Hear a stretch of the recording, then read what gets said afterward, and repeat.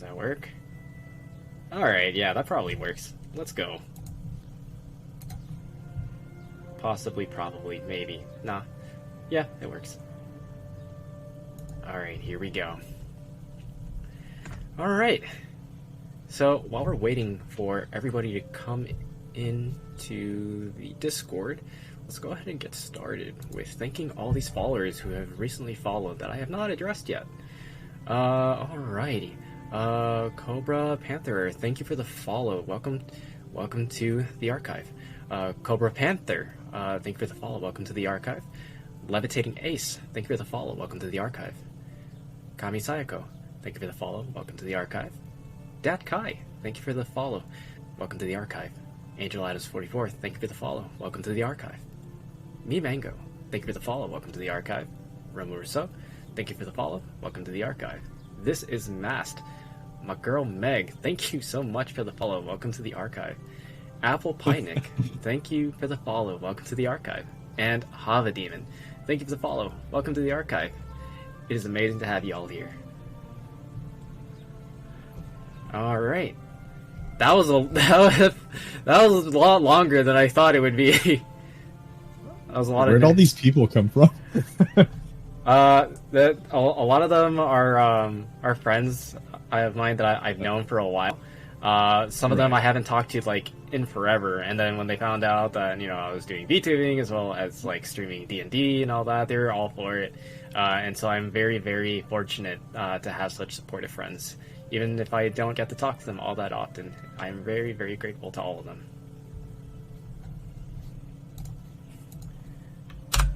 Alrighty. Well, hell yeah. Hell yeah, we love that. Alright, here, let's I'm gonna transition us to the region map here. Since that's a little bit more relevant because we're in the sky. There you go. Yeah, technically that room was blown to smithereens, so it no longer exists.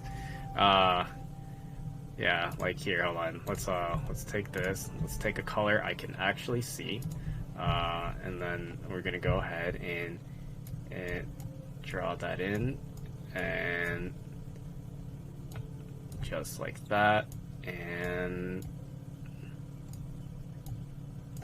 there you go. Yeah, that shit deaded. Let's see, and then we'll go ahead and oh yeah, perfect. There you go. Get a little bit of circle action there, and yeah, there you go. Perfect, just like that.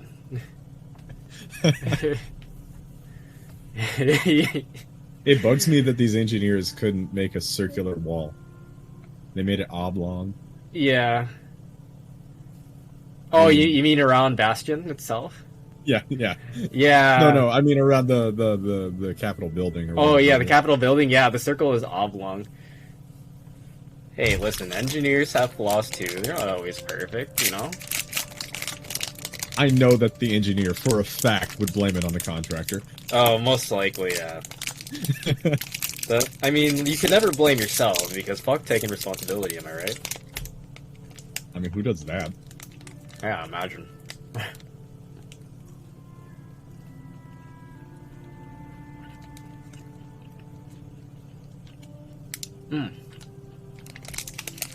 So, how was your week? I haven't talked to you in an entire week. What is new in the life of Dag? My week is like it's gone off without a hitch. I was kind of like achy and sore and really lethargic, and then it turns out Mom has COVID. Oh shit! But she's already had it. Hello. She's already had it twice, so I'm not that worried about it. Who just joined? Hey, Is give that me Star like Jar? It's Star Jar. give me like 5-10 minutes. Yeah, no worries. Take your time. Oh, we're still waiting on people. I mean, you're the second one here. Yeah. As is tradition. The tradition. The gradual wait for people to trickle in. I love it. But yeah. So you got COVID? I don't know. Maybe. Oh, okay. I mean, that would certainly explain why I was achy and tired. Yeah, But that I would was explain coughing. it. Yeah. Yep, that would do it. Yeah, well, hopefully you're... Well, it seems like you're doing better now, so that is a relief. I am pretty sure I've already got it once. Like, unconfirmed, but most likely. But like, I'm a pretty active dude, and I feel like I shrugged that shit off like a bad cold. Hey, there you go. We love that. On the bright side, if you're well enough to be drinking right now, you're chilling.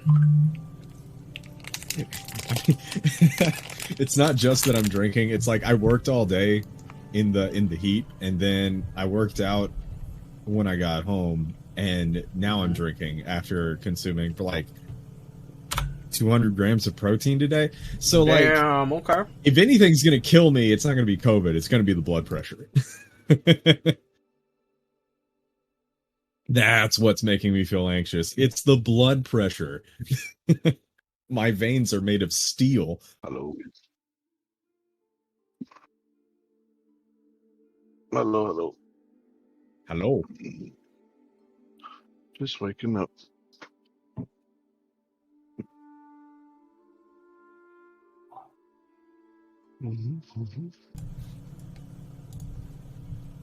Was just chilling, having a good time, just having a chat, waiting for everybody to get here.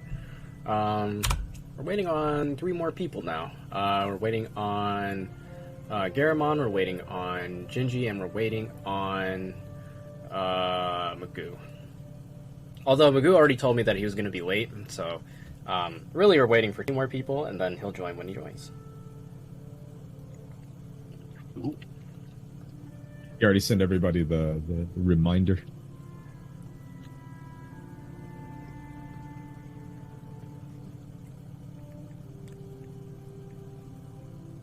Actually, speaking of word, oh, my phone's right in front of my face. Hiya! Hiya. We love that. Okay, there we go.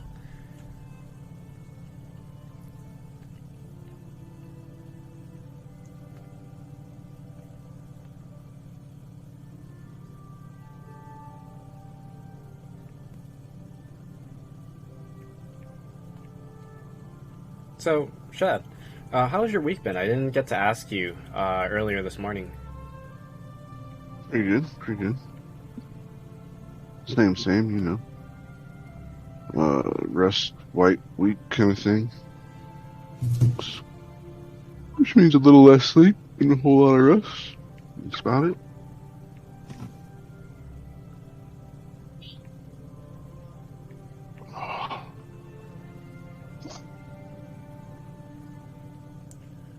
So tired. Me too. Oh, did you get my my DM earlier? Yeah. Yeah. I'm gonna do my best, Shad. I'm gonna I'm gonna do I'm gonna try to I'm gonna try to push it on like one of my other coworkers. Be like, yeah, you got this, right? You got nothing going on. All right, see ya. But we'll see. I don't want to be that dude, but if they volunteer, I'm not gonna question it.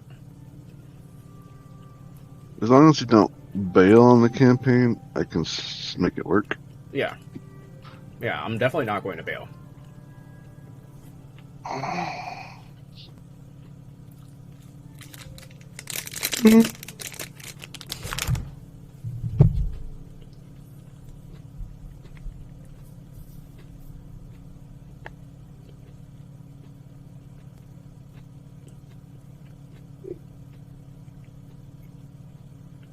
Boy. Yeah.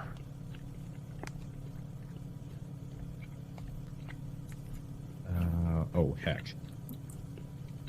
I just realized that I never sent you my character sheet for Unchained. Well, that's tomorrow, isn't it? Now the question is, where did I leave it?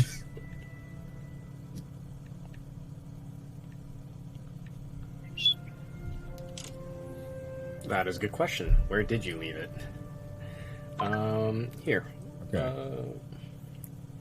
Yeah, I don't own the books on Beyond, so I just downloaded the fillable character sheet on PDF.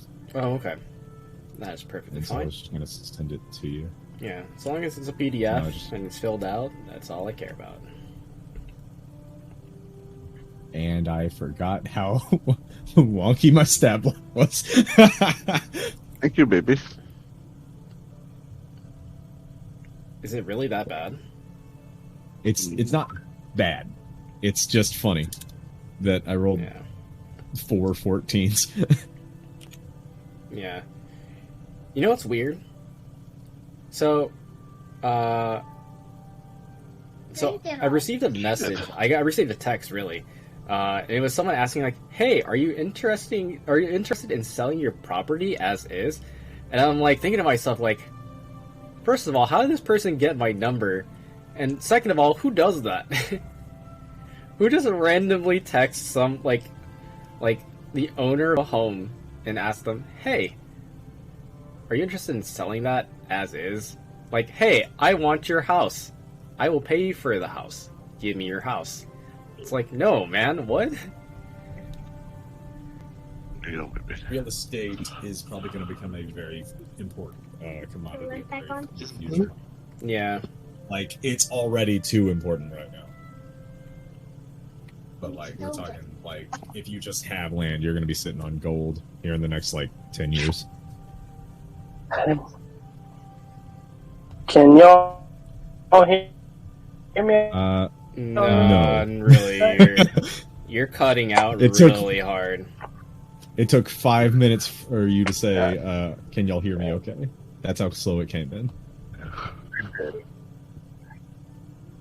Yeah, it's gonna be. Are you having to hotspot off your phone?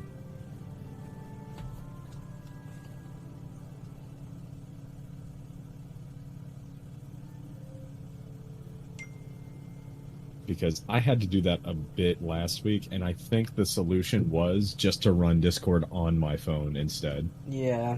rather than try to run it. Yeah, he just messaged me and told me he's using a hotspot and he's getting 1 bar on the hotspot. Oh no! Oh no, dude. Oh god, that's so rough. That makes me feel physical pain. And he's in call on his phone. No, okay. Where did I leave those books? Where did I leave those books?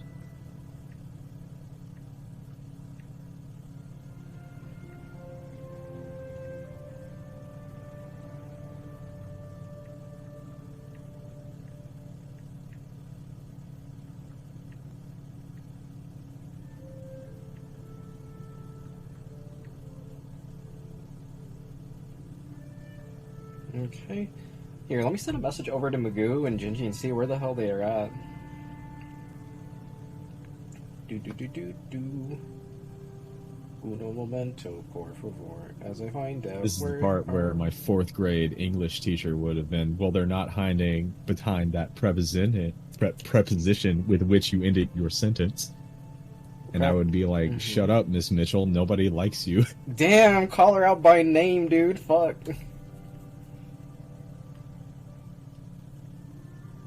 You really did just remember her like that, dude. You know what? Well, Actually, I have no idea if Mitchell is her name. I just remember having a teacher whose last name was Mitchell.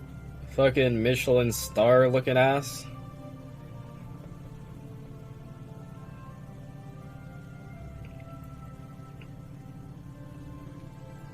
Alright.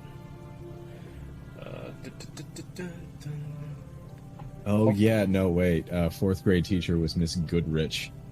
I remember because nobody liked her and they called her Miss Good Bitch. Hey. He's good, bitch. We love that.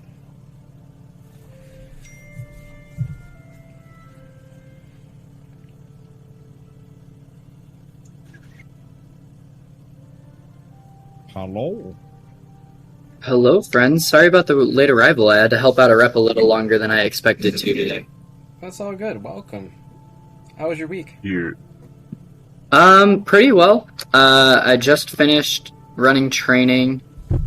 Had to run it for, by myself for the first time, which made it a little interesting. That blows. It was okay, actually. We ended up getting out 30 minutes early on day one and an hour early today. Okay. So the rare employee that does not immediately suck. Well, so our training is more of like an in-depth training course because no one knows how to do what we do. It's not like, since it's marketing, we have to teach them like our way, if that makes sense. Sure. So, and sorry if you hear like random noises. I'm trying to connect my headphones, but it's being a bitch at the moment. Here, give me 1 second. I'm going to jump out and try and connect them.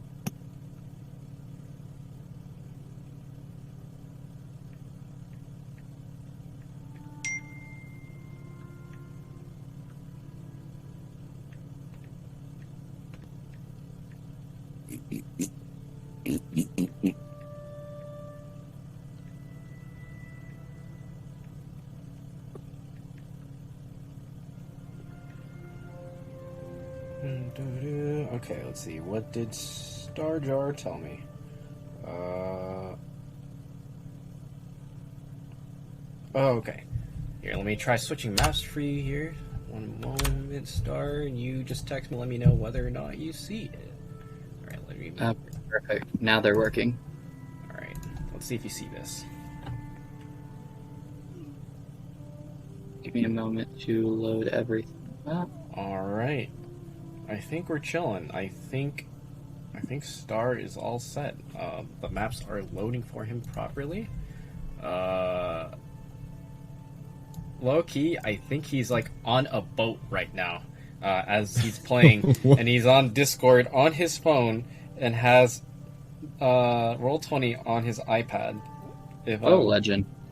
And he's gonna type in chat here to save on resources. What What a legend. Yeah, what a fucking legend, dude. Oh, correction, he's in an RV right now, using a hotspot with 1 bar on it. Bruh, even better. I mean, an RV is basically a land boat, right? Like, man is struggling out here, like the sub McDonald's status, you know what I'm saying? Yeah. I mean, he's doing his best. Yeah, exactly. I respect it.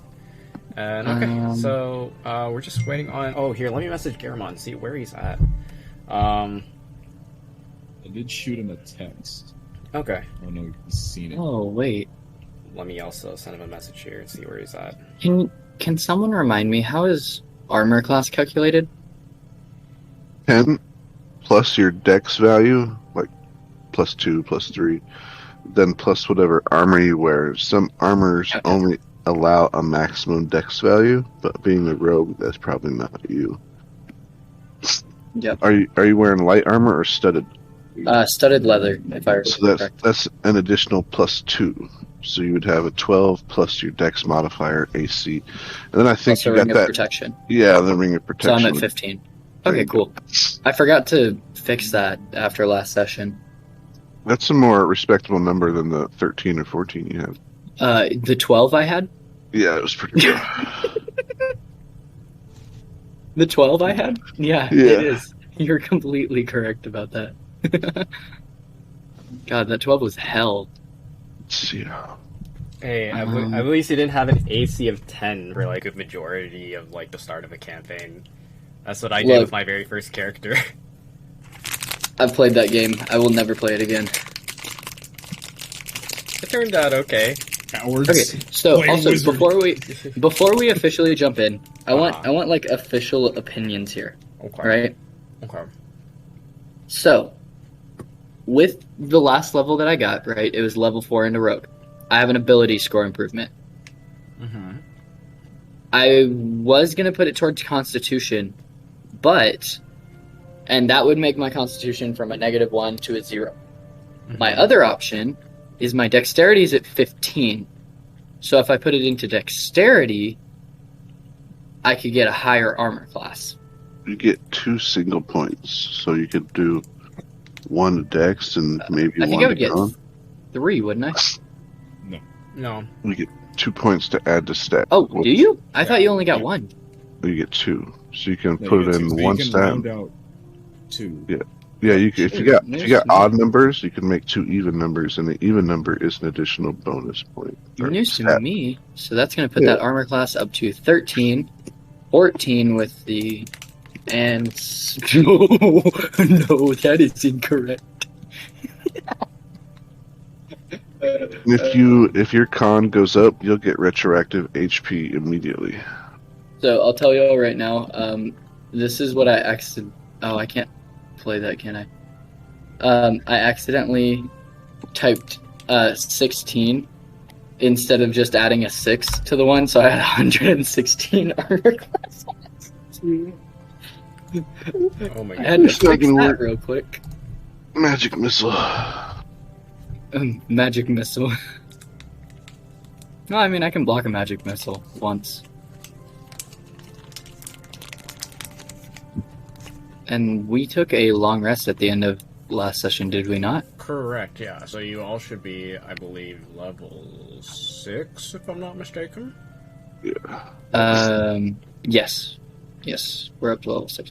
Ooh, I can't wait for that next level up. I get uncanny dodge. Yeah. By the way, finale is going to be next session. We are currently on session 9. So please keep that in mind. Interesting. I will have to have a very quick discussion, like literally like a minute after session, if that's okay with you guys. But yeah, that is coming up. Also, in addition, be prepared to potentially level up twice this session. Oh, nice. Don't Percy, don't give may I me ask a question? Oh, what's up? If you remember, words are hard today. If you remember last session, I got a set of coordinates. Yeah. Do I know where that's at? No, you don't have the slightest fucking clue. I have not a goddamn clue. Okay, No. that's all. You have- That's all I needed. Yeah, To know. you have them, but they don't mean anything to you yet. Cool. There you We'll get there eventually. Did Garamond get back to you, Doug? go. No, he never did. Oh, concerning. I wonder if hold he. I wonder if he got Hold caught. on, in let something. me embarrass him. Yeah, call him on stream. Let's go. I'm gonna call him. All right. Nice.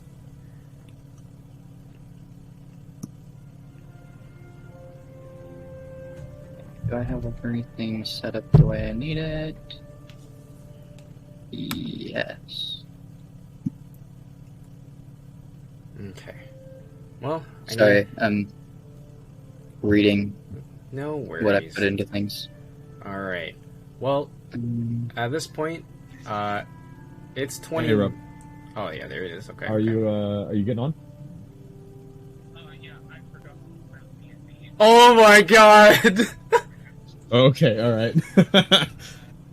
This dude. Okay.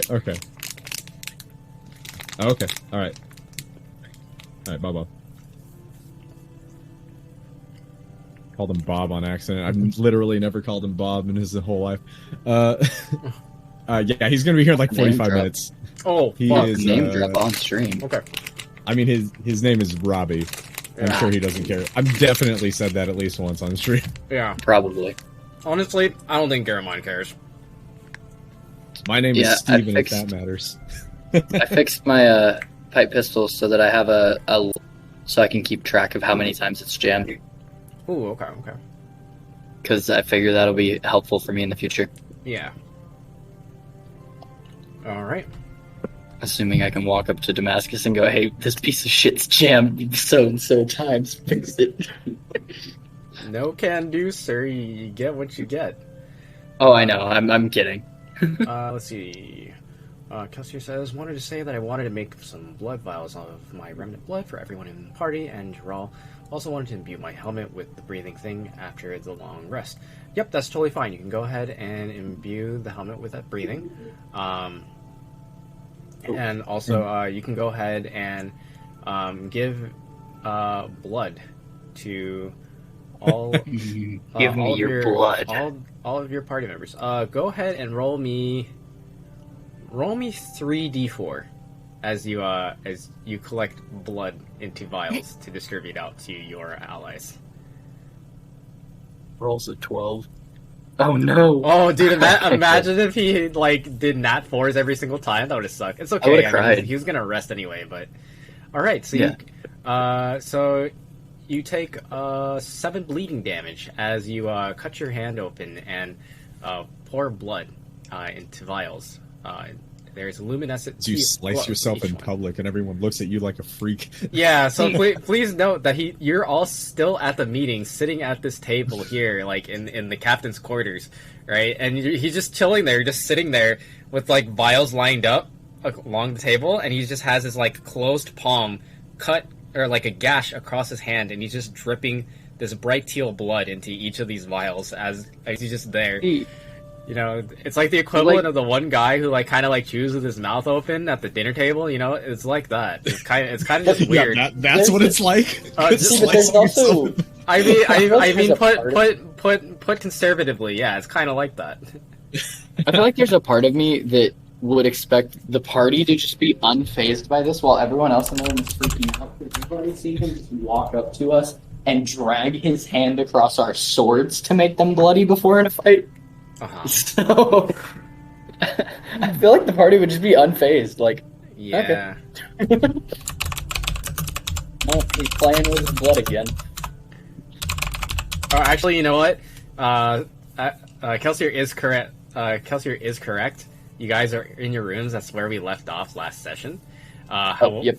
However, I still like to imagine the imagery of him just cutting his hand open at the meeting. Oh, at the table. Yeah. We're at the dinner table. All of us are casually eating. He's just bleeding into vials. Yeah. He's eating.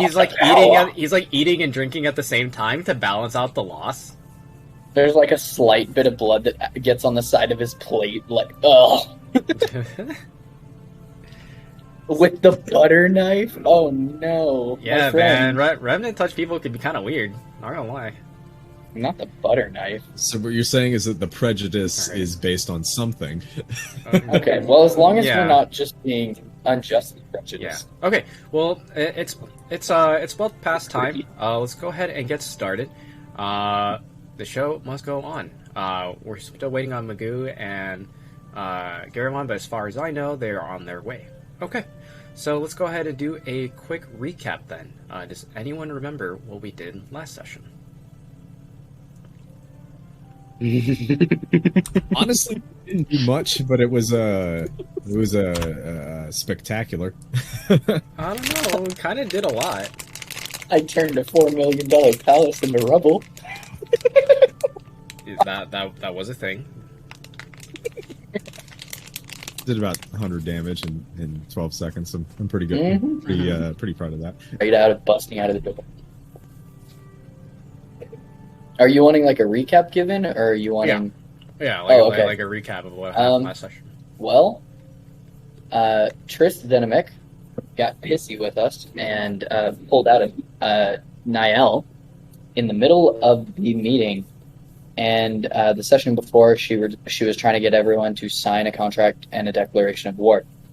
After that, we ended up fighting the Niall, where we were transported, or where half of the party was transported into their own separate hell dimension. The 4 party members that were transported to said nightmare dimension were able to make their way out, working together and partially by themselves. And were able to bust back into the real world, where they then delivered the final blows to the Nihilith to narrowly miss Triss Venomic as she escaped from the situation. After her escape, the dignitaries were all moved out. The party was given the title of Niall Slayer, which tends to be beneficial in any situation that involves a Niall in any form. After we were given the Niall Slayer title, we were then given a reward from... Does anyone remember her name? Skylar. Mm-hmm. Don't remember her last name. Skylar gave us a reward, and then as she was finishing up, we realized the center area, around the palace, was filling up with a smoke. When this area started filling up with smoke, we rushed to get as many dignitaries inside of the room that we were in as possible. As the party realized that people were coming out of this smoke in a crazed madness, attempting to basically murder everything that they saw and they could see, Scullerish, our handy-dandy new party member, made his way out to the front and redirected them by tricking them into thinking he was Triss. And afterwards, the party made an escape onto the roof, where we fought off what we now knew as bless infected individuals from getting to the dignitaries as we slowly but surely moved them all into the oncoming airship, where we met the captain of the Unwanted, a child who was willing to help us out with whatever the party decided to do next, and I believe we were left with a decision of stopping the new invasion, saving individuals from being bless infected, and I don't remember what the third choice was. Oh, the third choice was that a little kid was going to give me the book on his back. That's what it was. No. I don't think that was a choice. The third choice must have was missed that one. Must have missed that I one. thought it was the they had a teal communication that tower. would lead us straight to Triss Zenimic. Yeah. That was the third choice. Well, Sure, it wasn't a book. Sure, it wasn't that book. Yeah. So the three It options can be that are, book. That's up to you. Yeah. Well. The three options are as follows. So the first one is to get to the sending tower, to notify all of Bastion through their sending boxes, to get as many people indoors as possible to avoid the collateral damage of the vapor that is filling the city quickly. The second option is to use the shard to track down Triss Zenimic in hopes of stopping the spread of the vapor. And then the third option is to travel out east to stop the infected or less infected individuals from invading the bordering nation of Thalos and enacting a declaration of war. So you have three different options. There's nothing against doing all of them, but keep in mind that time is an element here. You'll have to make choices. You can split up like you all considered last time. However, I would say make that decision very carefully. Party divided is never a good sign.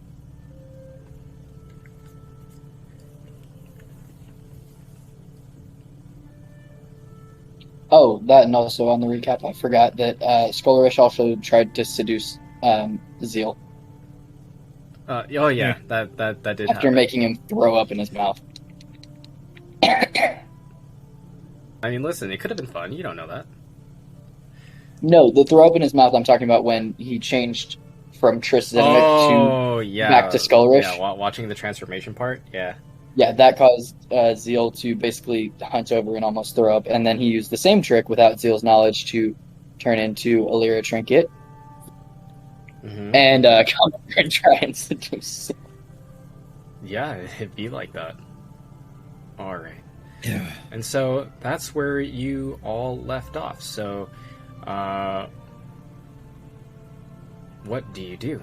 You currently are all in your rooms, and you're about to take your long rest. Is there any kind of role play or anything that you would all like to do before your long rest, mechanically or otherwise? Mechanically, have we leveled up before this long rest? Well, your level up and all of the benefits from your level up will be active after the long rest. So when you wake up in the following morning, you will be level 6 with all of the feats and bonuses that come with it. Well, then I'm good. I would like to, and correct me if I'm wrong, the crew of this ship had harnesses that were connected to the side of the ship that they used to go down and help people on the nets. Is that correct? Yes, that's correct. I would like to go see one of those, go look at one of those, and if I think it's sturdy, I'm gonna choose to sleep in it, just hanging off the side of the ship. Okay, so you want to sleep in the harness hanging from the side of the ship? Okay. I would. You're just asking for If trouble, if man. not if not, I choose to sleep in the crow's nest. Okay. Uh, so go ahead. So you make your way up the stairs. The sound of creaking steel as well as old weathered wooden floors, and you make your way up onto the deck. It's a gusty night. As you kind of like have to brace yourself a little bit, like kind of like stand a little bit wider than shoulder feet apart, just to get knocked over because of your stature. And then you look around and you see one of the harnesses. You take a look at it and you go ahead and you take a quick inspection. Roll me a perception check. You said the night's gusty, right? Yep. Okay.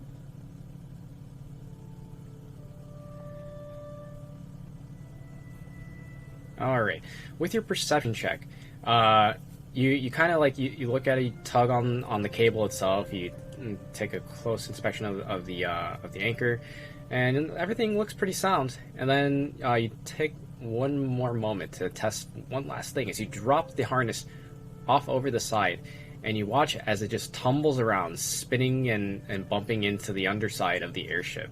And you think to yourself, that's going to be really uncomfortable. Crow's nest it is.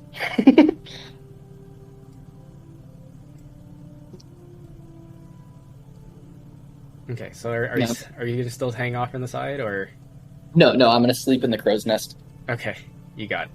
So you make your way up to the crow's nest and curl up there. Do you just like lay on like the crow nest floor, or like are you bringing like, Yeah, blankets and because pillows? you know what a crow's nest is, right? Yeah. It's like the little basket up at the top. Yeah. Oh yeah, I'm just curled up there, just laying down.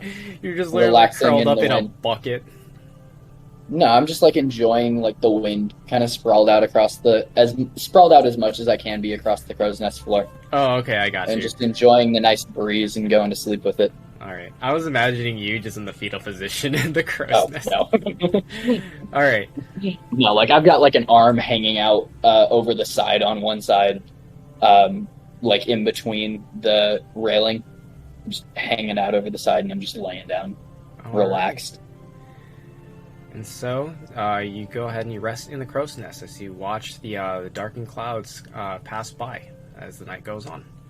Is there anything anyone else would like to do? Sleep. What's up? I'm gonna sleep. Are you gonna sleep? Alright.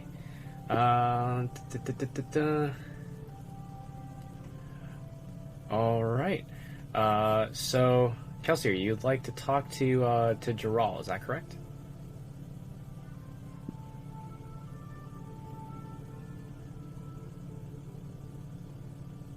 Okay, you got it. So you're in the same room with her, just to make sure that she's perfectly safe and secure, doing your job and learning from past mistakes, keeping a tight shift.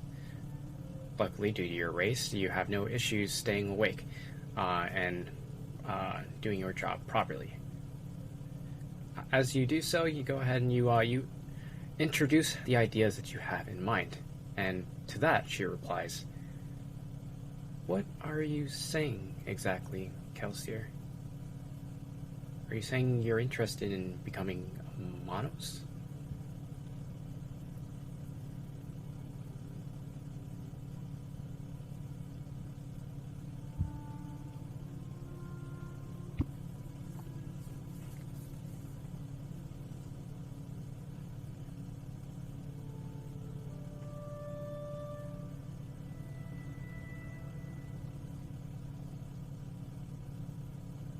As Kelsier is writing this, I just want to say thank you all for being so patient with him, and also like let's give it up for Star, who's like out here doing the most to make it work and show up to session. Holy shit, going the extra mile. Devoted. Yeah, this dude literally like traveled like 14 hours across the country with the intention of getting on a boat, and is still showing up to D&D. Like, damn. Let's see. I'm interested. I see. Well, I'm not going to say I accept, but we most certainly can discuss it more after this job. I mean, after all, that would require you to be alive.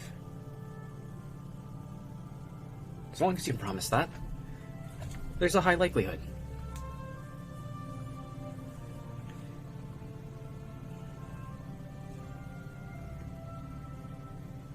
And as she says this, she's trying to be like kind of like matter of fact. She's like kind of crossing her eyes and like shutting her eyes and like looking away. And she like kind of like opens one eye and she kind of like looks at you to kind of like see like how's he reacting? What's he doing? Good. That's good. Anyways, it's late. We should get some rest. Good night, Kelsier.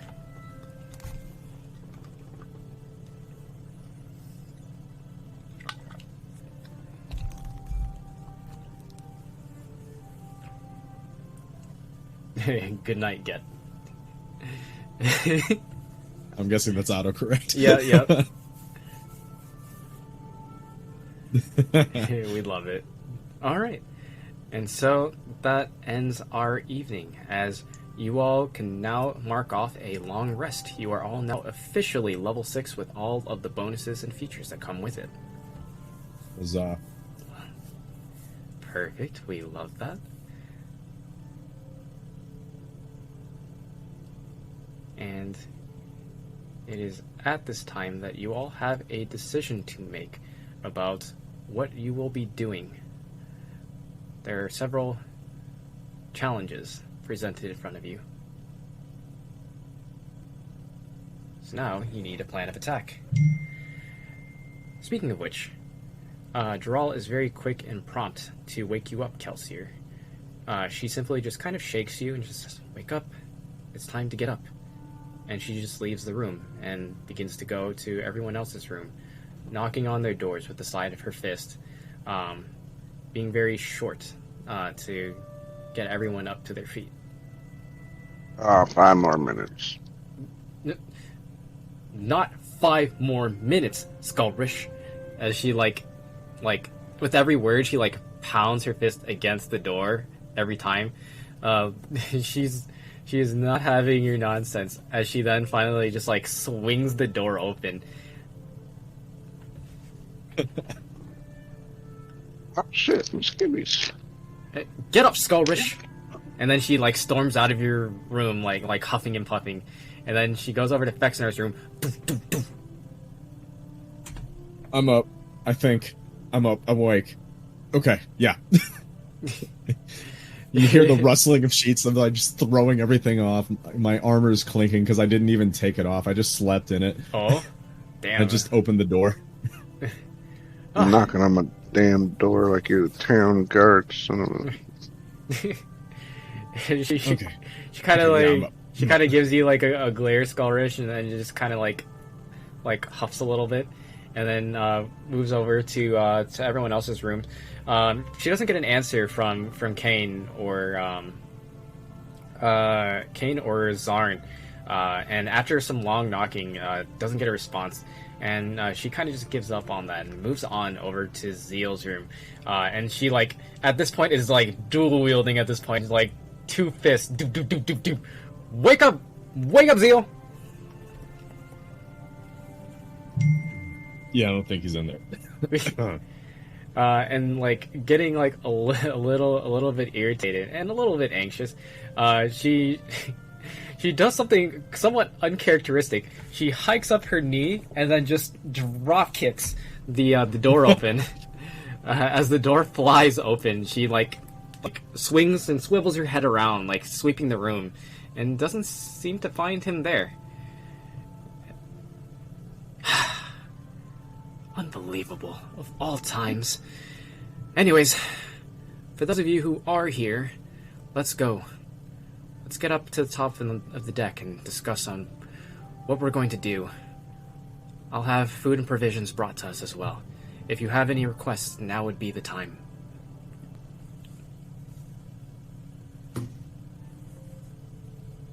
No requests. All right. Too tired to think. Perhaps some coffee then. Percy, would you say it's early in the morning? Yes. It is currently about 7 in the morning. So, like, dawn? Okay. All right. And so she guides you up to the deck. She kind of is like a little bit like motherly here, as she's like as if she's trying to usher her kids to get out of the bed and like come down the hall to get ready to go to school. That's the kind of vibe that she's giving off as she guides you upstairs. Especially you, Skullrish. Like she senses that like this is too early to be doing anything. And she specifically stands behind you, like, watching and making sure you actually keep moving and don't disappear. You keep pushing, you're going to get the fangs, lady. I'm telling you right now. I'm sorry, what was that, Skullrish? I No said you threats are before 10 a a.m. very pleasant person this early in the morning. I apologize. I would be much more pleasant if there wasn't an entire mass of white smog down below us. Yep.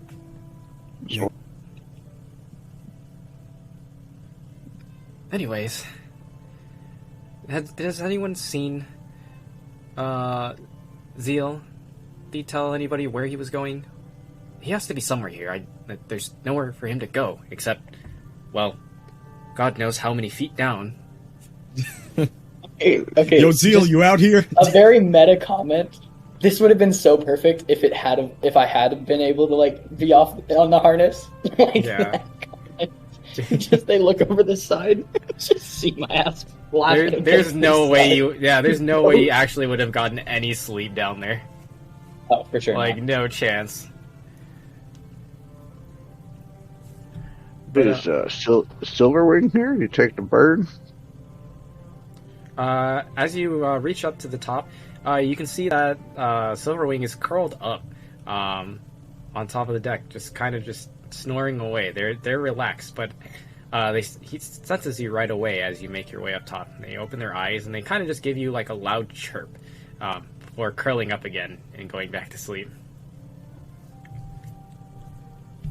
I don't fucking know where the kid went. Gerald begins to kind of like yell out onto the deck, kind of drawing the attention of the crew hands who are, up early and making sure to tend to the deck. Some of them cleaning up, others checking the cables, things like that. And she just yells, "Zeal! If you're out here, a word, now!"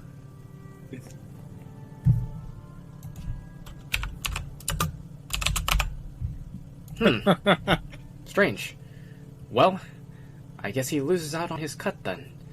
Anyways, let's go ahead and let's discuss business. So you all understand the situation, correct? I understand the situation's way too damn big. Look, I understand that this wasn't part of the job description, and if it is compensation you're looking for, I can most certainly provide it. However, is that all you all are? As mercenaries? Do you not feel any sense of higher purpose? Well, it's not compensation I'm worried about at this point. What I'm worried about at this point is that I can't actually stop her. I think that you've all proven that you're more than capable of doing that. After defeating a Niall not once, but twice. Zeal's gonna start like stirring around and starting to wake up as the light starts to like hit him in the eyes. Okay. Do you make yourself known yet, or are you just chilling in the crow's nest? Are they on deck? Yep. Everyone's on deck. It probably takes 2 minutes, but I probably notice them and like come down to meet up with them. Okay. So she sees you coming down the ladder from the crow's nest, and she kind of just like stands there at the bottom, like with her fists on her hips, and she like waits patiently there. Well, I say patiently, but she's kind of tapping her foot as she's waiting. Morning, milady. Don't morning me. Were you up there all night? Yeah, there was a breeze. It was pretty nice. Did you not feel the breeze last night? No, because I was inside. Hey, well, you were missing out. It was super comfortable. Well, at least you're here. We were just discussing what the plan would be, if you all are accepting. Well, yeah. I assume we are. That's why we're here in the first place. Greater good and all that. Sorry, who are you again? We barely had time to talk. I'm sorry, you've been with me for the past few days. No, I'm talking to Skullrish. Oh, forgive me. I am Skullrich Silverthread, personal guard to Lady Skylar, assigned to keep watch over Lady Jarrell when she was within Bastion, as the inner workings and the seedy underbelly of Bastion is quite the hornet's nest of vipers, stits, and stings. That being said, it was my job to make sure none of them stings made their way to Jarrell. And being as she's standing here right beside us, I think I did a pretty good job. Fair enough. Want some hooch? I offer him some hooch. Oh yeah, I'll warm my belly right up. Yes, perfect. We love that. I'm sorry, I didn't interrupt. Did I miss you? That's okay. You take a long swig of hooch. It's very warm within your throat. A slight afterburn as you swallow the contents. Wait, you said it was warm? Yeah, you know what I Are mean. we talking like lukewarm? No, We're talking about, not like, like temperature, like The like inside like, of my sack warm. Oh, what the? No, not like Well, if it's lukewarm. that, I'm like, guzzling. No. No, it's like taking like a swig of whiskey warm. You know what I mean? Like okay. it's like the chemical warm, not like necessarily a I thought it was temperature like warm. temperature warm. I was about to say if it's temperature warm, I'm spitting it the hell out, like all over the table in front of me. Wake you up in the morning.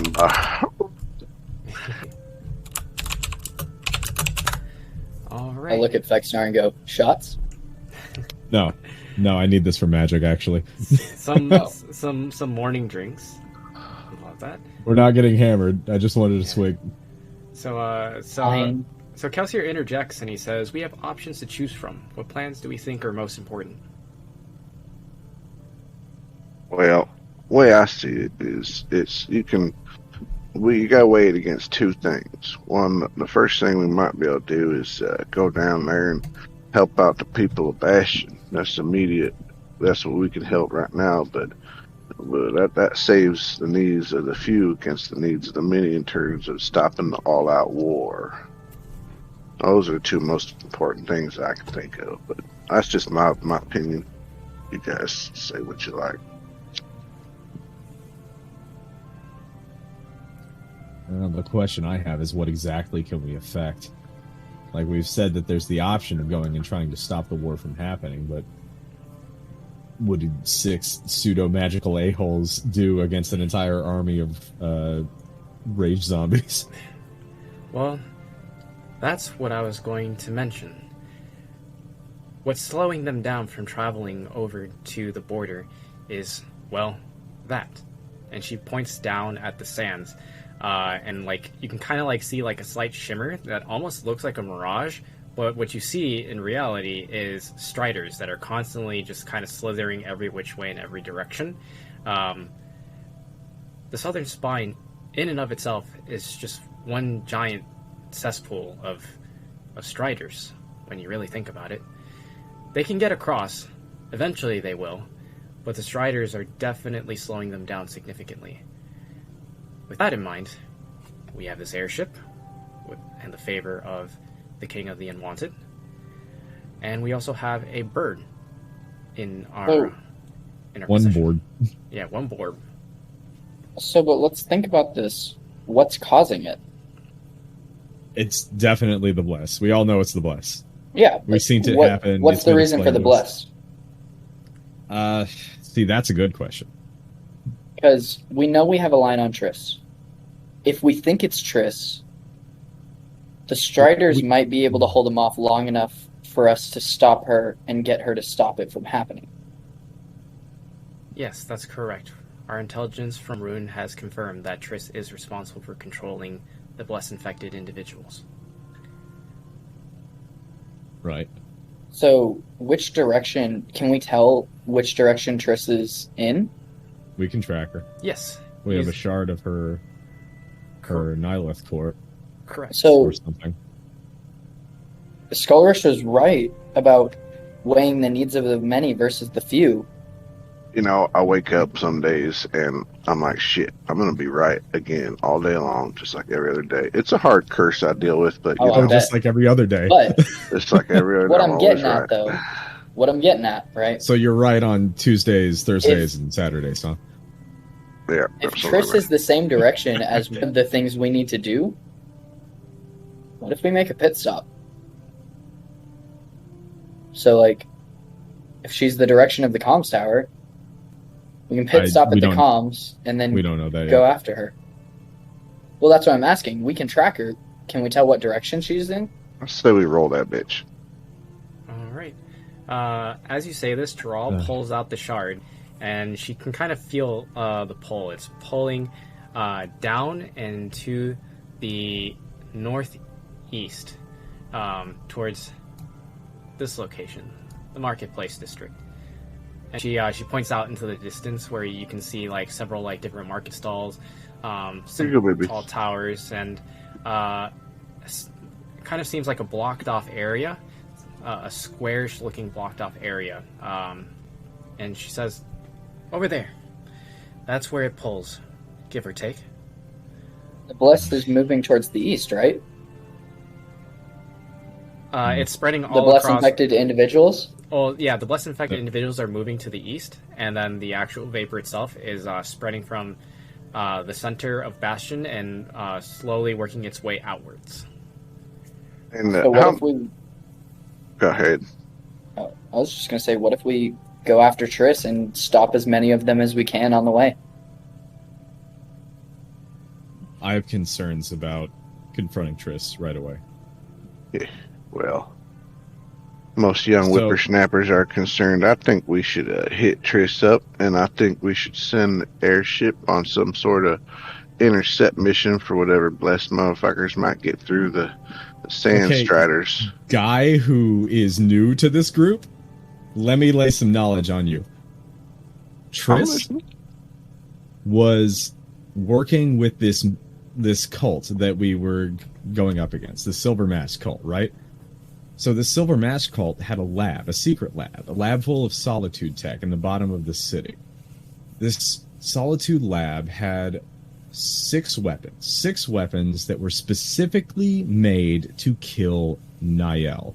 Specifically made to kill Niall, and also Striders. were exactly curated to fit the members of this party. The members of this party, of which who were going down there specifically to save Geralt. I'm worried that going straight for Triss will play right into her hand. Because when we saw her unmask herself, what did she do? She just sat there while we killed a giant Niall and let its core end up in her hand. She has a Niall core, a more not powerful Niall core than the one we countered previously. And then she just left. She, in fact, used a spell that I recognize. It's called Dimension Door. I can't cast it. I'm not good enough. She is stronger than us. Let me ask you a question. And she is masterminding something. Do you need a diaper to go with all that sniveling and crying over there? Sonny, I can get you one. Come on now.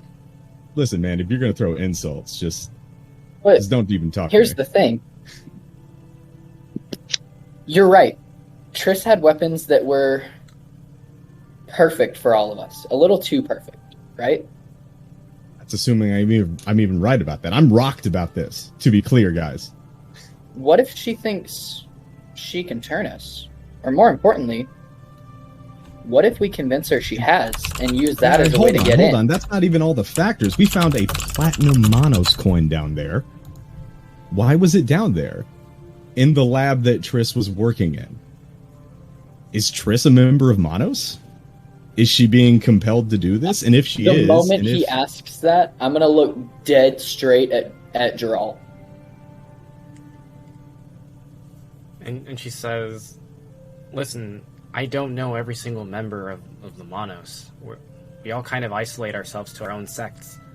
I'm sure you have an inkling. Well, I mean, the only way to tell would be to actually see if she has the mark.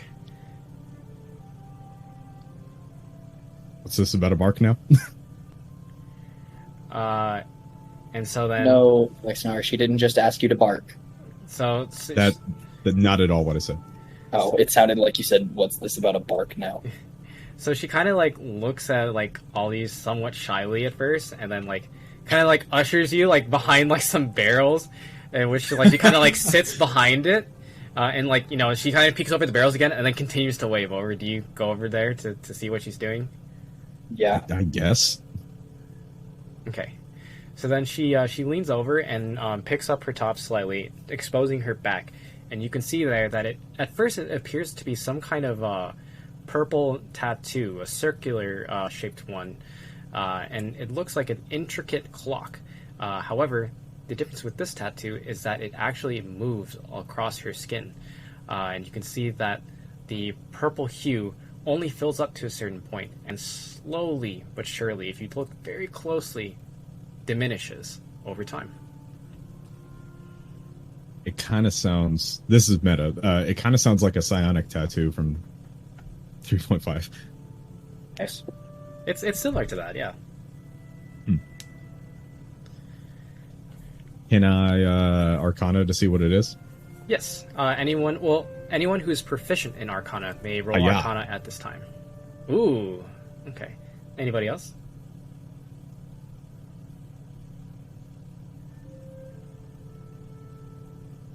Okay.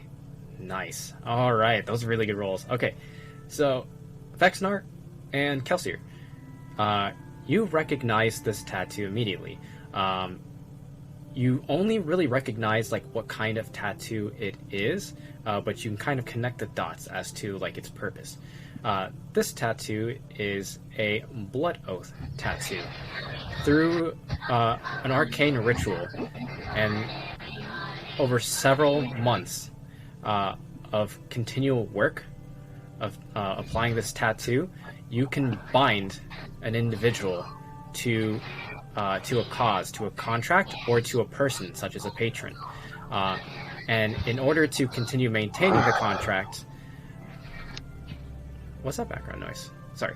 In order to maintain the contract, a certain requirement must be met, or otherwise negative side effects will occur. This also works as an sense of an identification. As in whoever the creator of the tattoo is, or whoever the patron is, all of those who are under their service can identify each other easily. Not just by looking at it, but if they were close enough to each other. Like if they were standing like shoulder to shoulder, they could tell that they were both of the same cause, so to speak.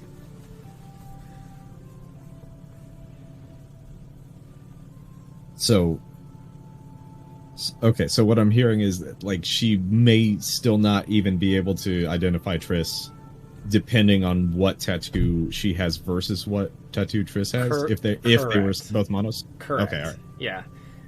Because I was gonna actually and be like, they were pretty close to each other back in the tavern session, like 3. Yeah. But that wouldn't help, huh? Yeah. So Mhm. In character. So you've gambled your free will on this cause, huh? I wouldn't say gamble. I'd like to think that we have pretty good odds. Okay, like good odds is still We all gambling. talking Not about to be gambling? a stickler, though. We're not gambling. Nobody's gambling. I mean, We are talking Damn about it. it, but nobody's Puts my cards presently away. gambling. I want you to realize. Oh, where is it? I know I have them. I'm as Can you. y'all hear me any better? Yeah, we can hear you. Perfect. Got 2 bars. Okay. But as you start saying we're not gambling, I just slowly proceed to put my playing card set back in my backpack. Okay. All right. Sorry, as you're saying. Oh, damn, Kelsey? that's some info. Can you hear me okay? Yeah. Or is it still bad? No, I can I mean, hear it's you bad, all but right. we can understand you. Yeah, we can understand what you're saying. Alright, perfect. I got 2 bars now. Dag, what do you mean that's some info? I mean, about the monos, how they work. Oh. Mhm. Like, it wasn't the info that I wanted, but it was info. Mhm. It's another peg on the board. I'm going to tie strings. I'm investigating. Doing some detective work. All right. I'm gonna put on my deerstalker cap. And so, as you're all having this conversation, Kelsier, you take the shard from Dural just a moment before, and you took it into your hand and went to an isolated corner on the deck. There are some blind spots. You find one between like a wooden wall divider and some barrels and crates, and you've touched the crystal directly, I assume? Yeah, with your bare hand. All right. One moment, please.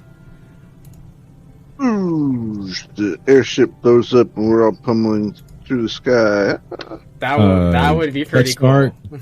Exnar cast Featherfall. We're good. Silverwing to me. All I can think of is the Force Unleashed, where Starkiller's bringing that whole fucking thing down. Oh yeah, I know what you're talking about. Okay, yeah, I can see it. All right. So What a dopey, awesome moment. as you touch the crystal directly, your vision no longer becomes your own. The peripheral vision blurs on all sides with pinpoints of clarity in the middle. It darts around from side to side. You can see that there is a strange river, a channel of sorts, that glows a bright green. You can hear some kind of spark over to your right, followed by what otherwise looks like an empty room of cobblestone and dimly lit torches. However, you can hear the incoherent, mumble-familiar voice. Undeniable. Triss Sanomek.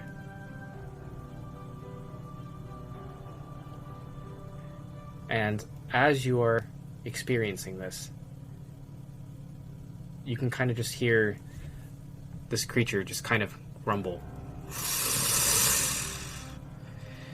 as it then shuts its eyes and refuses to open them again.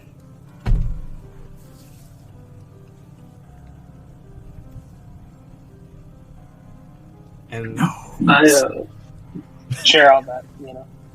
okay, and that is what you experience. Your vision then becomes your own once again.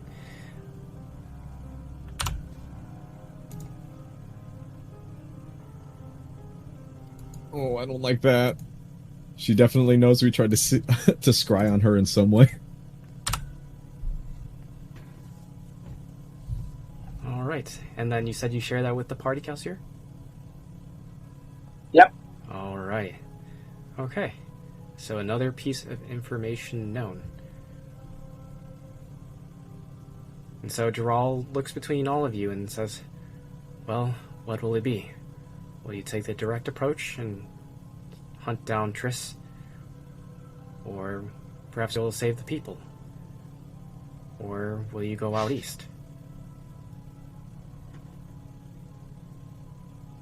The way I see it, she's going to be a problem a week down the line, 2 months down the line.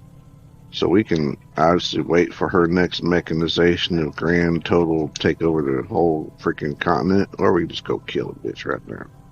That's the way I see it. I mean, So honestly, I what's- think I'm with Skolish. What is the goal that we would reach if we get that communication tower, that sending tower?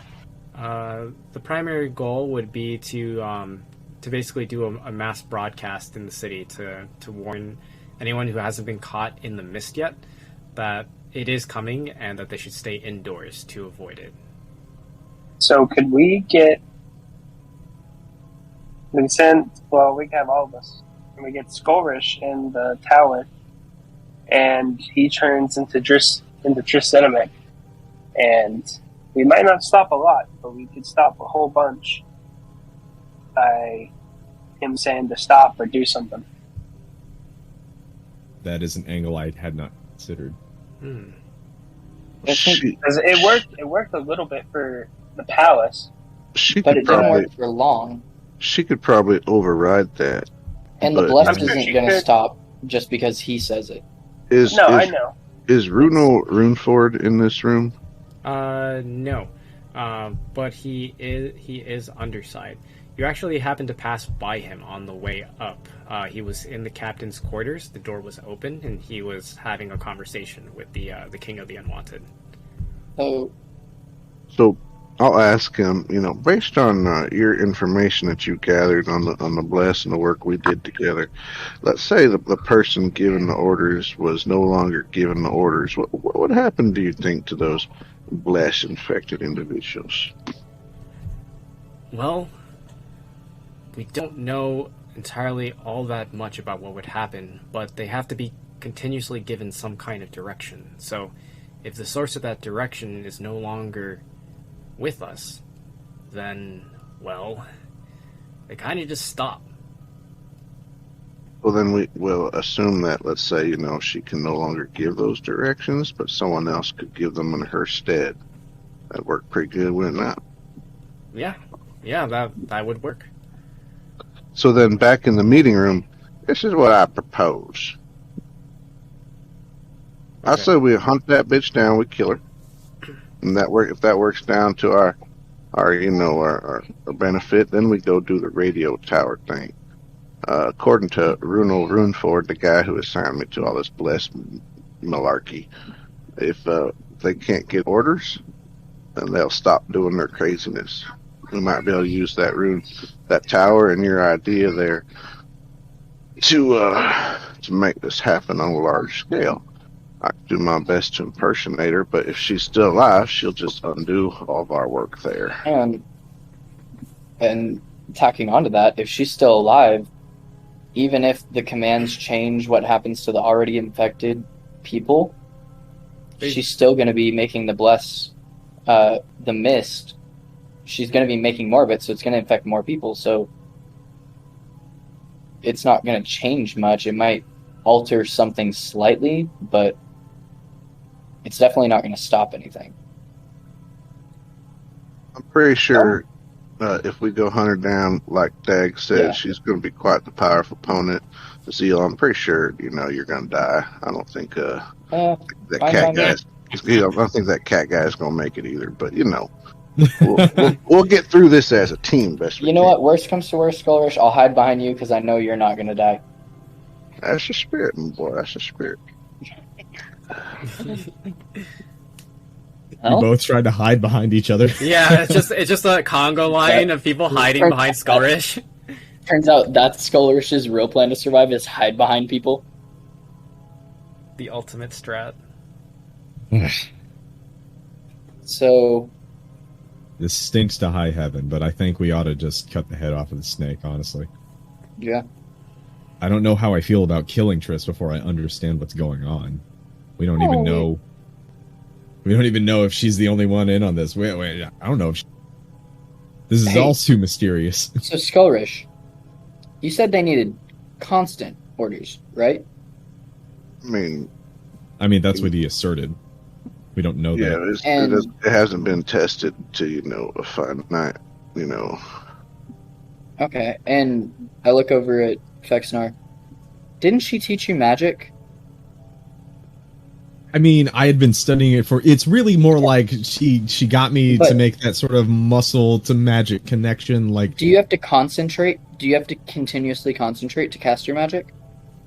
It depends on the spell. If you were going to keep casting a spell. Well, again, it depends on the spell. If she just activated something, then it doesn't matter. Like, I don't know if she's casting this fog over everything, or if she's or if she lit something on fire with some sort of programmed. Do we have anybody on the ship that would know, like, the inside of the sending tower, how it worked? That'd probably be the guard captain. If you're all in the meeting room, Rune raises his hand. He says, "Yeah, that would be me. I mean, it's like right next door to our guard station. So, yeah, I know my way around the sending tower." Do you know how it works? Kind of, sort of. I know that there are a bunch of traps and obstacles in there, for people who aren't supposed to be there. And it kind of just goes off whether or not someone who's allowed to be there is present. I know they're there. I don't necessarily know how to get past all of them. But I can get us past the first floor at least. Do you have any idea if there would be like a recorded message?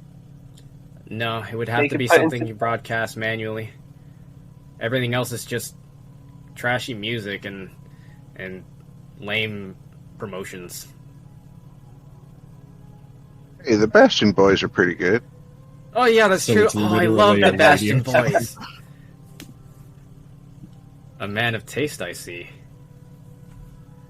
I want it there. This is how it feels to be poor. Tell me why. Is there any way with part of that exoskeleton I have, I can make somewhat of a recording device? A recording device? Or something I can make a loop with. I see. Do you have sending as a spell, or does anyone have sending as a spell? Or I think it's a cantrip.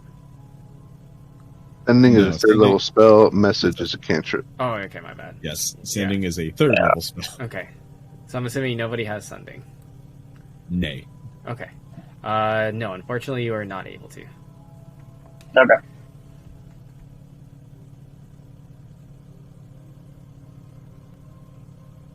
Honestly, I think out of all of the lose-lose situations we've got, Skorish might be the best option. It's a curse, I tell you. You and your damn curse. I want to know where that catnapping Kane's at. Yeah, I'm curious about where they are as well.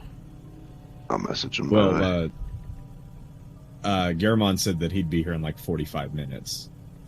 And that might be his drive time. So I don't even know if he's got to like put his kid down for bed or whatnot before he can get on. We can expect him probably at 8:30. 8:30? Okay, got it. I wonder what. Hopefully Magoo wasn't like. Yeah, what's up with Magoo? Yeah, like he said he'd be late, but like he's always a little late. Yeah, you know? he said he. Now we're like an hour in. He told me and Shad he was going to be 10 minutes late. It's been an hour and 15 minutes. I bet he fell right the hell to sleep. I think so too, to be honest, and that's okay.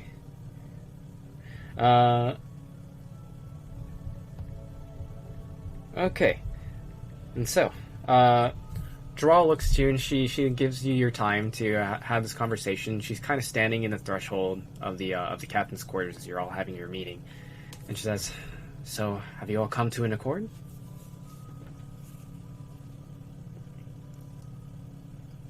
I think a begrudging one, yeah. I think we're gonna go after Triss. Unless Kelsier wants to go off on his own to get the sending tower going. Ah, perfect then. Would you all like to take some supplies with you then? The King of the Unwanted has offered us basic adventuring supplies as well as some healing potions. And she pulls out a sack and she like opens it and you can see like a pink lustrous glow inside. She reveals 6 greater healing potions, as well as 6 regular healing potions. So are we taking one each? One of each? Sounds fair. All right. If that's how you're going to split it, please make note of 1 regular potion and 1 greater healing potion.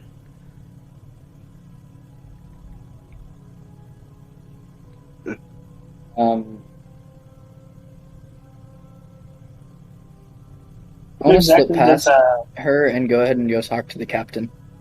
Okay. Here, right before I transition to the captain. Sorry, what was that, Kelsier? No, never mind. Okay, you got it. And so you walk over to the captain, who's just sitting there with his feet propped up on top of the long table, and he kind of just like looks at you just like curiously. He has like a lollipop in his mouth, and he's kind of like pushing the stick around like every which way. He's just like messing around with it at this point. Oh, hey there, boys, what's up? Holding. I have a couple of questions for you. Yeah, sure. What's your question? First off, Bro, could you take that lollipop out of your mouth? Like, I get they're delicious. yep, but, like, that's what I was about come to on, say. man. That was going to be the first question. he takes the lollipop out of his mouth with like a soft pop. Yeah, sorry about that. Okay, What do you need? if you had the opportunity to help save the lives of the few or the lives of the many, which would you choose? My crew. I was about to say, homeboy, Not definitely just your just say crew. his friends. Not just your crew. I'm talking everyone. My crew. Yeah, I think everybody rejected this homeboy, So, and that's why he. who would be willing to lend a hand? Depends. You'll look really, really cool. I mean, You'll be we known don't- by everyone. I mean that those are already true. Well, I mean, but like, how this do you is the keep ship that of the going? unwanted, right? Yeah. What if we could change that? What if we could make you wanted? I'm officially giving Not Gingy cast the, out by the help society. action here.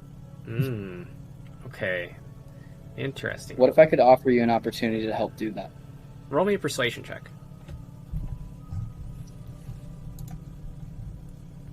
With advantage because I'm helping you out.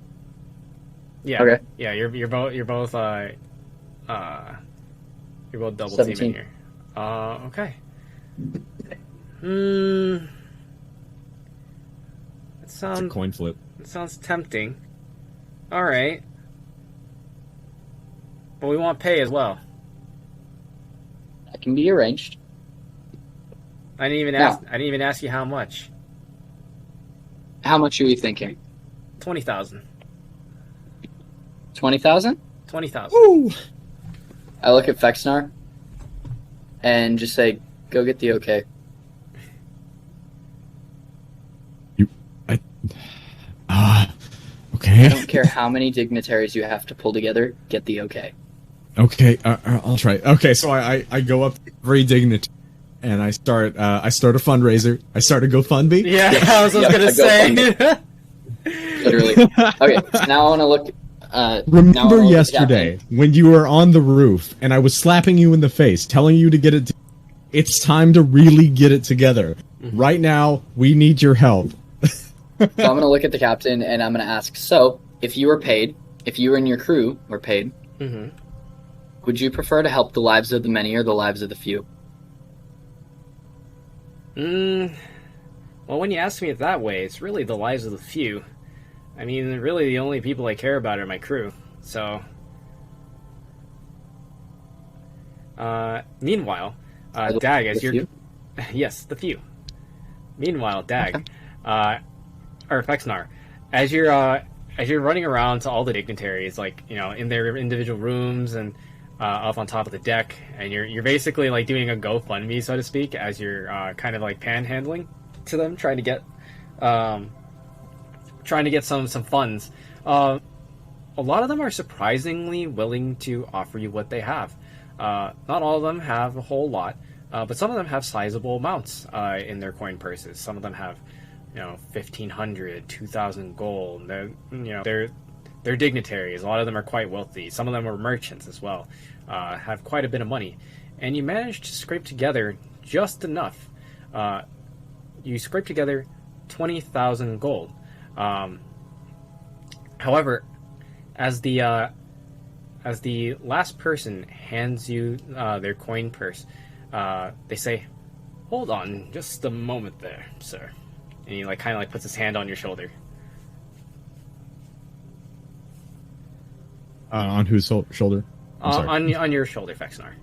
Okay, all right. Yes, sir. Yes. Now you can take this money, this remaining 2,000 gold that you need, but I'd like something in return. Can you do that for me? Sir, you're asking me to sign a contract before I read it. Well, I could tell you what I'm looking for. Go ahead, then. Well, what I'm looking for in particular is some vials. If you happen to be down there and you come back to the ship, if you happen to get some vials of that strange vapor, bless is what they call it, bring me some of that. Motherfucking kill this dude. Ooh. No, I don't think I will. In fact, Star's going to put 2,000 of his own gold to finish the drive. Well, that's a shame. Best of luck to you. And he puts his coin purse back. Yeah, well, I think I'll need it. All right, and then go ahead and subtract that 2,000 gold from your inventory. Yes, sir. I have. All right. Do you have inspiration yet? Nope. I used it in that fight. I got rid of it just in time. Go ahead and give yourself 1 point of inspiration for that. Awesome. All right. So because all right, the thing that went through my head is I could get him the vial, but I could also just swindle him. And then I was like, no, I'm lawful. Got to be lawful. Yeah, yeah. I respect that. That was very much like an alignment choice there. That was cool. I like that. All right. And so you managed to get together the 20,000 gold, and I assume you return back to the King of the Unwanted. Is that correct? Let's do it for you. As he walks in, I'm just gonna put my hand in front of him and hold him back because Fexnar, when you're walking in, are you holding the gold out in front of you to put it on the counter? I just have a bed sheet full of just random coins. Oh, then yeah, I'm gonna hold him back for a second. So, we put up payment. You help us, right? Right. No backsies. No backsies. How powerful would you say you and your crew are? We saw this dude destroy a building, man. I mean, they can all hold their own. And as for me, you never have to worry about me. And he gives you a big grin. Perfect. We're going after the person who started this problem. Oh yeah, the short-haired girl. Exactly. We'll need your crew's help. They'll need to help defend us to make sure no one comes up behind us, and we'll need your help to actually get her to stop. Is that okay with you? What do you need me to do? Fight by our side. No can do. Can't leave the ship. Can't leave the ship? Nope. Make sure the ship is there so we don't die if we have to run. Can you have the ship ready for us to leave at any point? Oh yeah. Easy. And enough. can you help us from the air? Absolutely. Okay. Then you've got yourself a deal. And kind of nod at Fexnar to give him the gold. I do. And then I'm just going to take I initiate Zeal in a secret handshake that we have not practiced at all. Oh, for sure. So I fumble the shit out of this handshake, and then I take. No. You do good. I do terrible because I'm not. Oh, gotcha. Sleight of hand. Gotcha. Okay. Well, as he's putting down the money, I'm gonna take 2,000 gold off of the top, and look at him, and look at the captain, and go. What we're gonna do? You get paid a lot of it now. The last little bit when you actually do the job. All Deal? right. I mean that's fine. And so I'm only gonna take 2,000 off the top of it. So like he's still got 18 grand there. Okay. You know, it's still like a reasonable amount. I'm not like taking all of it. You know. Yeah. And then I'm gonna look at him with Fexnar in the room. So this is gonna be a first. I'm gonna look at him and then say, and then I have a little bit of a personal concern, if you will. Okay. If you'll indulge me. Okay. You're the king of the unwanted, right? Uh-huh. So you're familiar with all types of people that aren't highly regarded? Yeah. Are you familiar with anybody who's of the undead, blood-sucking type? Oh, you mean like a vampire? Yeah? Fexnar produces a holy cross because he's terrified of vampires. I haven't met one myself, but I have heard that there are some to the north in Dragur. But In Dragur? yeah, in Dragur, but I've never actually flown to that part of the continent. Okay. When this is all said and done, when we're all happy and alive at the end, would you be up for a little trip?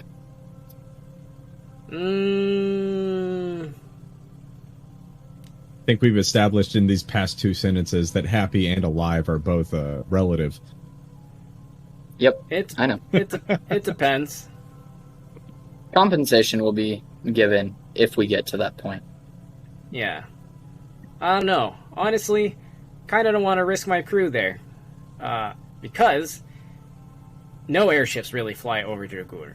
And that's because we're all absolutely terrified of the giant squid monsters that line the entire region.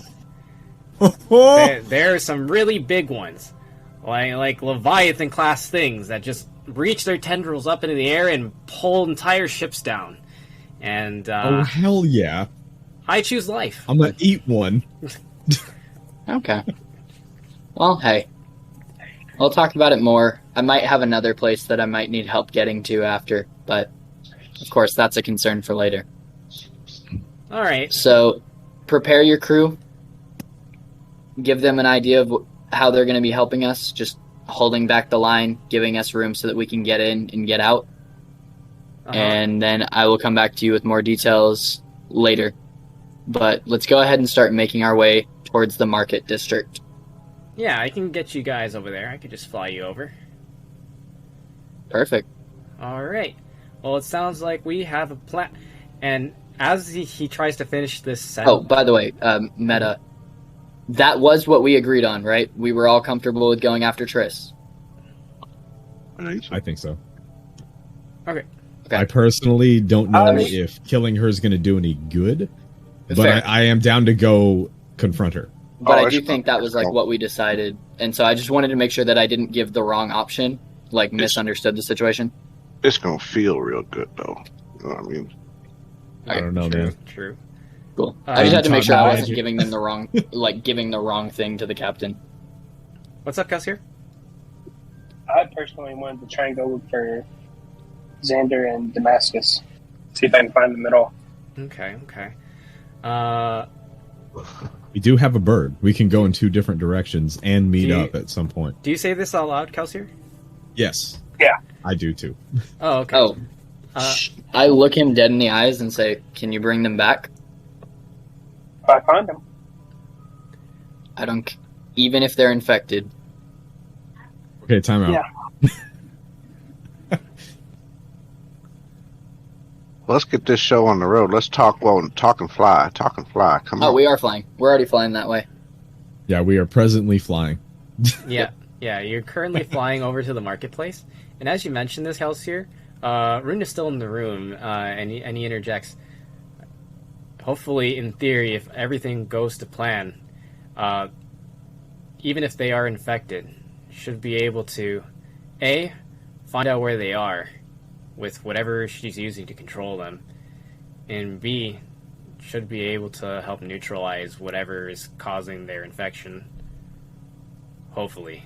That's just the theory. Like, most of this is just us eavesdropping and watching from afar, so there isn't... I hate that my 100% brain guarantee. just went a game theory. This is the guy that knows a lot about West. Yep. Is he like a detective / cop, or what's that deal? Correct. He is one of the Chancellor's Guard, but he's also one of the main investigators for Skylar Shepard personally. So like he can fight, right? His expertise is best used behind the scenes, leading and coordinating all of us members of his intelligence network. Yeah, I'm more of intelligence for Bastion. I want to kind of look over at Kelser and go,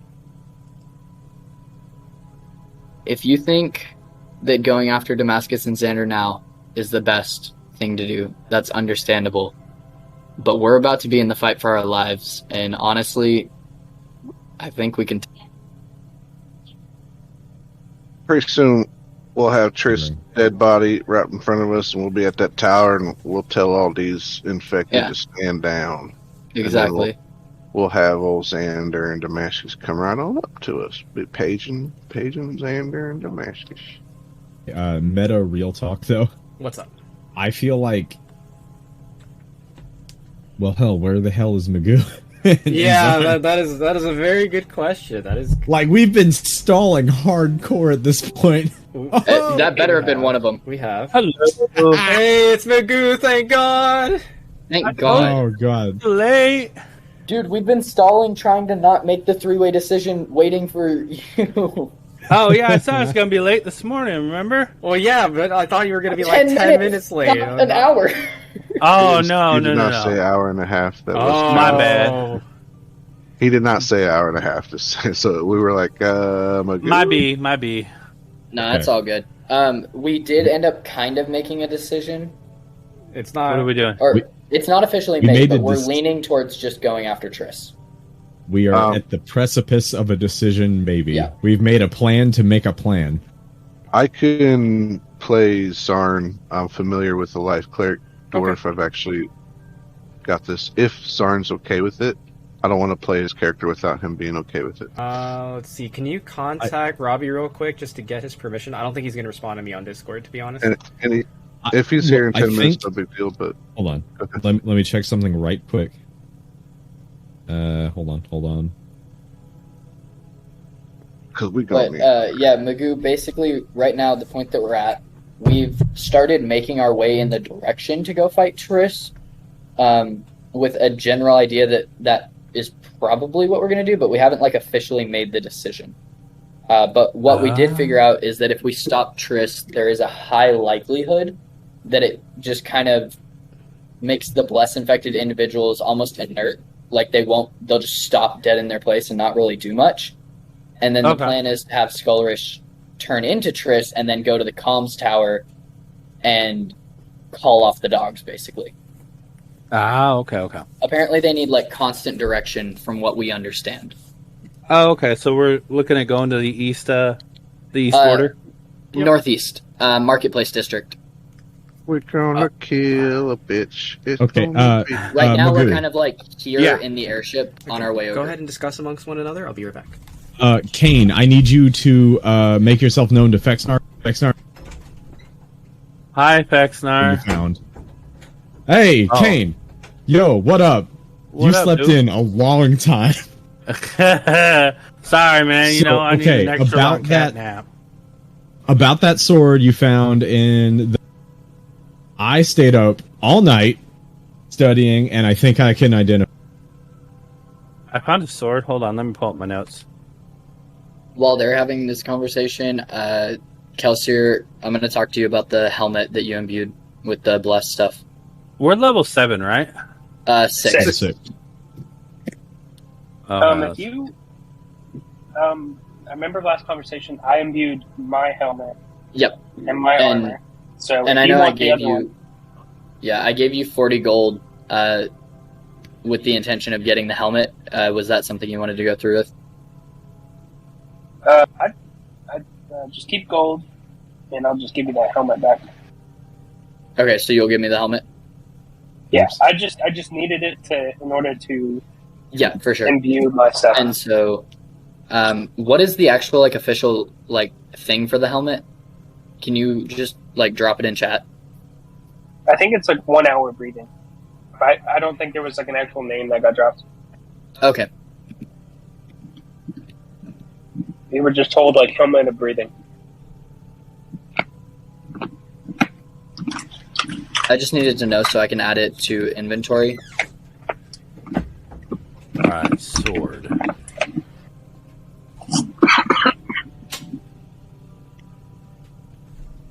And then Scullerish, I'm gonna ask you to Where did I find a sew sword? it into the hood of my cloak.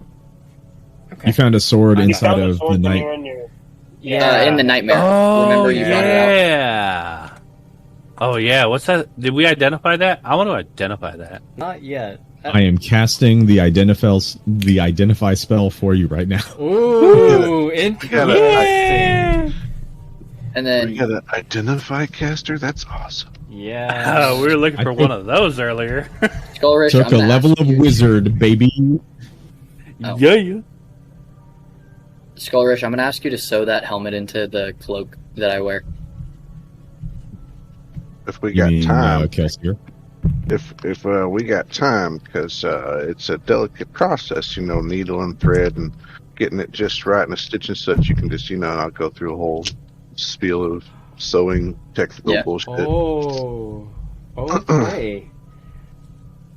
All And I'm like, how much time would it take? I saw you embroider your coat.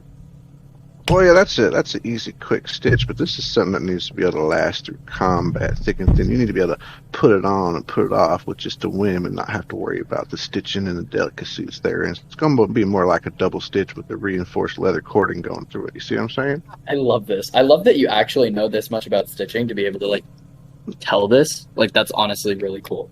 Oh, I take pride in my work. It's a very delicate process. You see, I got my tailor's kit out and stuff. I'm kind of like looking over my tools, And I'm just gonna kind of pass him the cloak, pass him the helmet, and pass him 40 gold. Yeah, I can do. You already gave me the gold earlier. I can do some That of I the did. pre-stitching right now and get started. And if, I wouldn't want to do the actual helmet until I had a more not rocking in the air kind of surface. Yep, that is fine. That's fine. Just like pre-stitch, prepare it to be able to do that. Oh yeah. Okay. And so I let you do that while we're making our way over. Identifying. Speaking of which, for the identify,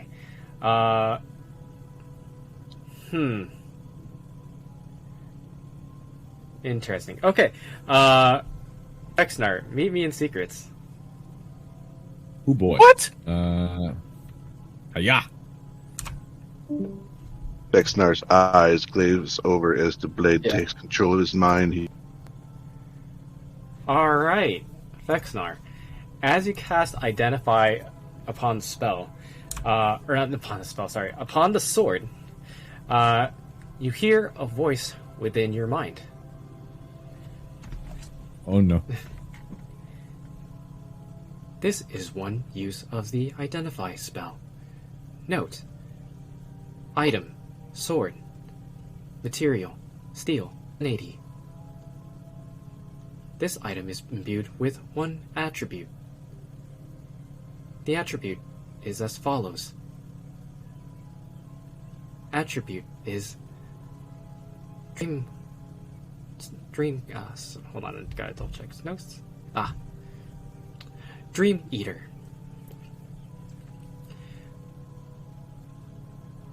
With each So it's a success freaking Gengar.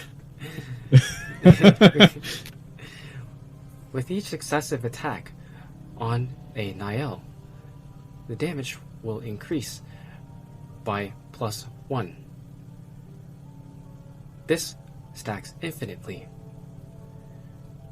Please note, using your action, you are able to slice through space itself within the dream to exit, effectively creating a gate. This is your one use of the Identify spell. Thank you for supporting. And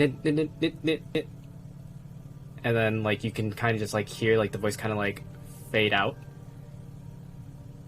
Oh, okay. And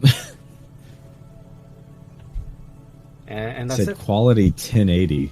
Wonder what that actually means. Mm-hmm. All right, and we can return back. So I think we from just what we understood, that's what happened. All right. I am turned. All right. So it's my sword. Your sword is specifically Cursed to paralyze you. it's No.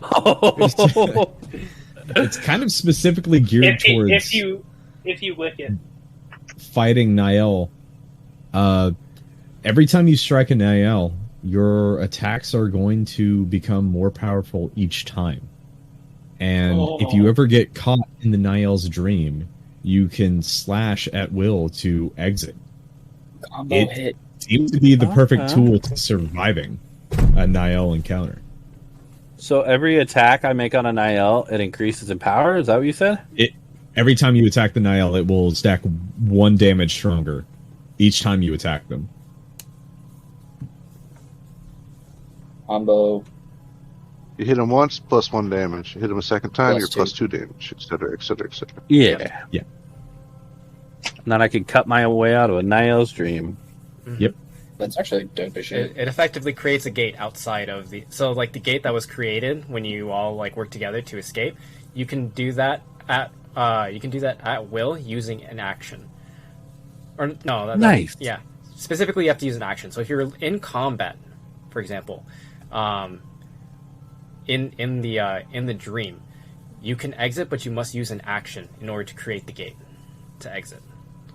Okay. Does this sword have a name, or can I give it the name that I gave it in my notes? It You is. should probably name it Dream Eater. Yeah, it is called I- Dream Eater. Oh, is it? Okay, I wasn't that far off. Well, I was kind of far off, because in my notes it was the sword of my dreams. Sort of my dream.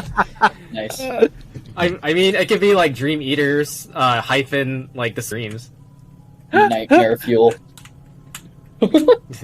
All right. Anything else I need to know? Is it like a short sword? Correct. It is a short sword. Okay. So mechanically, it has Sweet. all the functions of a normal short sword. The main difference is that the damage stacks with each successful hit. Okay. I think I can actually homebrew that part in. Yeah. Please, Not the Nile specific part, but the other part. please note that once combat is completed, it returns back. So basically, the stacks are wiped. So the stacks. Oh, are, okay. Yeah, That's fair. The stacks are per combat. Let's go kill this bitch. Does it allow me to fall 100 feet and live? No, it does No, not allow you to no. do that. Unless you suddenly enter a dream part way while falling. Nope. That was so It funny. reminds me of It'd be the cool if it could fucking make the Spy gate. Kids 3 Right. when he has like that super jump. If you Yeah, could just like make the gate and fall into it as you're falling, that would be cool. that'd be dope. Yeah. What is it? I think it's Star. I can hardly hear you. Oh, it's because he's using his phone right now. He's currently. Oh, okay. Yeah, he's currently like across the country right now. Oh, okay. I'm camping and have 2 bars. I got you. I just want to let you know. Yeah. Thank you. Yeah, no, the 100 feet thing, that was a joke from earlier. Oh, okay, I got you. All right, well, he's gone. I'm just going to walk home. Let's see. What was I going to say? Right. So, Chad, are you controlling Zarn then? As long as he's okay with that. Dag, did you happen to send him a text message? Did he confirm, or do you think he'll be cool with it? I did send him a text. He has not got back to me. I think he would be okay if we just said canonically we bullied him into this. Okay. All right. Well, also, isn't he a life cleric? He is a life cleric. He is a life cleric. So he would value life, right? Here's the deal. After last session, he said definitively that he would be going west. I don't know if he mistook that for going east or not. I think he mistook that because there is nothing going on out west. Yeah, and also, Well, I feel like reasonably He might have been. He He might have meant east because there was a little confusion in the directions. Oh. Yeah. Because we were talking about that, and I was like, so do we want to go fight Triss and on the eastern border? And then some other people thought it was the western border. Yeah. I think directions got fuzzy at the end of last session. Then again, we were all tired. So. It happens. All right. So then, in the meantime, Shad, you can go ahead and control Zarn, and then hopefully he'll catch up here, and then he can pick off where we left off. Okay, let me just double check this if you don't mind, Tearbear.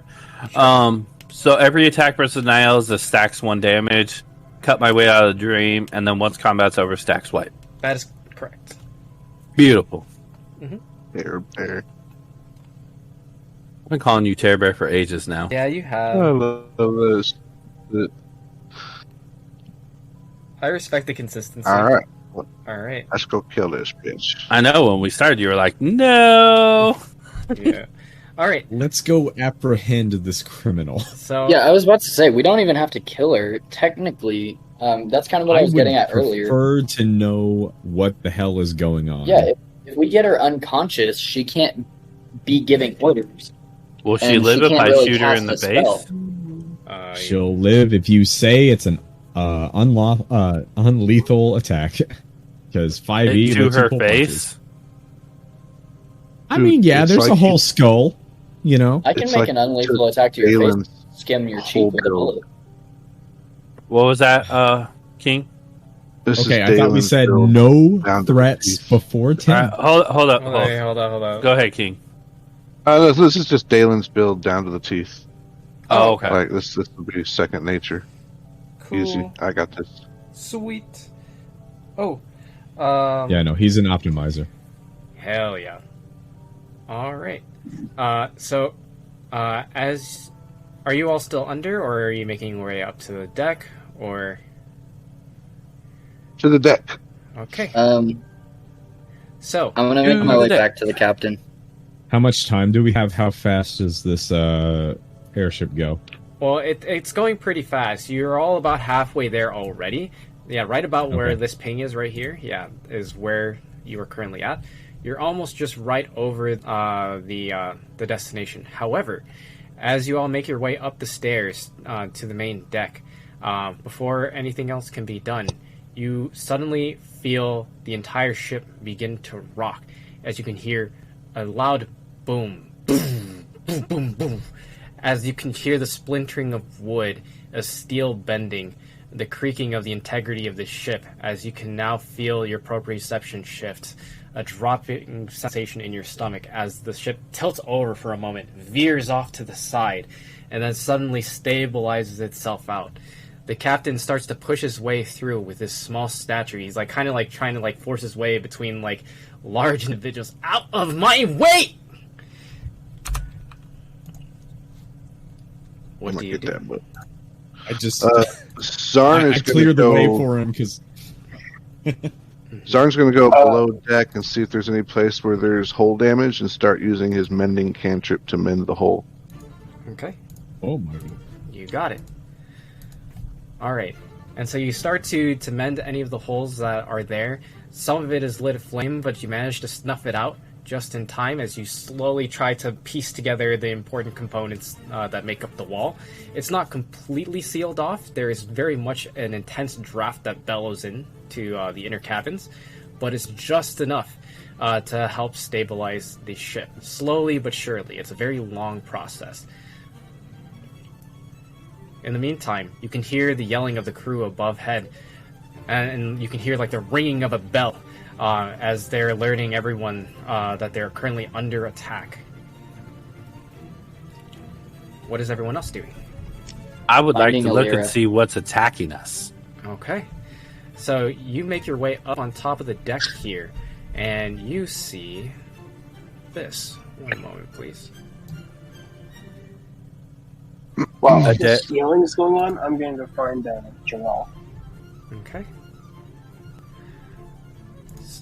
So Oh. you see this. You can see that there is a another airship flying side by side along yours. You can see that on the balloon itself, you can see that it's not that skull there, it's actually a strange hand symbol, similar to that of the Monos. Or not the Monos, I'm sorry. Strange hand symbol similar to that of the peaks. Unwanted. No, The peaks. the peaks.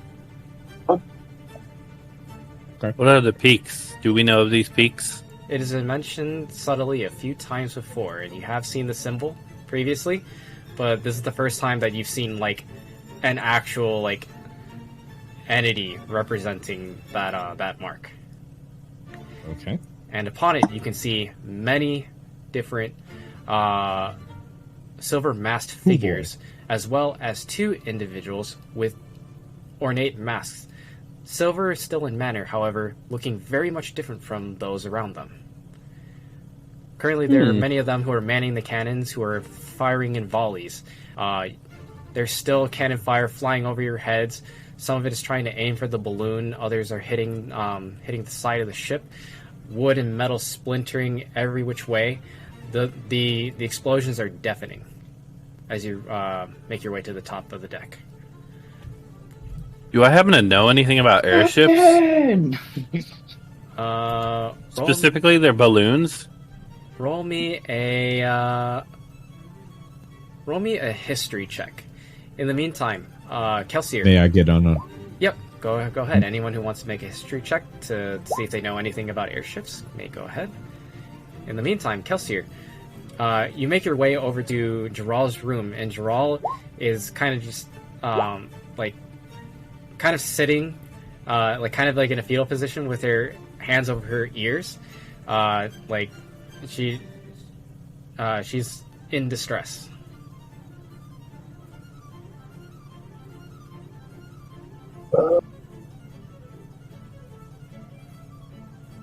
Hold on, my shit's bugging out. Okay.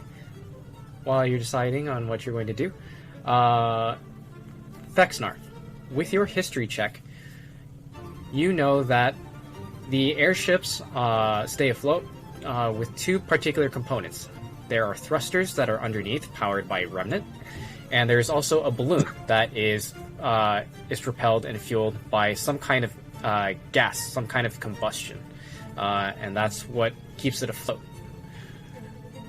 So if one of them were to go out, they wouldn't necessarily just fall out of the sky, but they would slowly drop to the ground. Okay. I will shout something along that lines out. Thrusters below, balloon above. Take him out to send him to the ground. Okay. I'm going to do something, but I would like to give the opportunity for other people to enact what they want to do as well. So I don't want to get in the way of everybody. Sure. All I'm doing is making a hear perception just to see if I can catch any errant voices. I'm still looking for a Lyra. Through the Okay, back to so then craziness. can I fire an arrow at their balloon? You most certainly can try. If you do that, though, it will be the start of initiative. So I'm going to make sure to get through everyone first, and then you can go ahead. Yeah. Okay. Skullrish, as you make your perception and you take a listen, you can't really hear much over the cannon fire. However, you can hear one voice speaking in between the fire. He says, "Give us the box!" Oh no! So I will, if nobody else heard that, I will tell the group they're here for the box. I'll look at Vex. Vexnar prepares for a boarding party.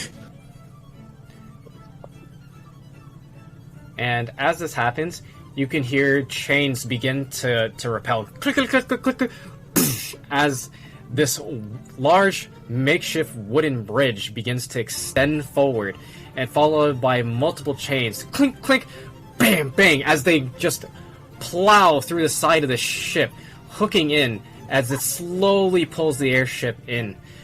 You can see that the captain gets around. He goes over to the wheel, and he says, "Prepare for boarding!"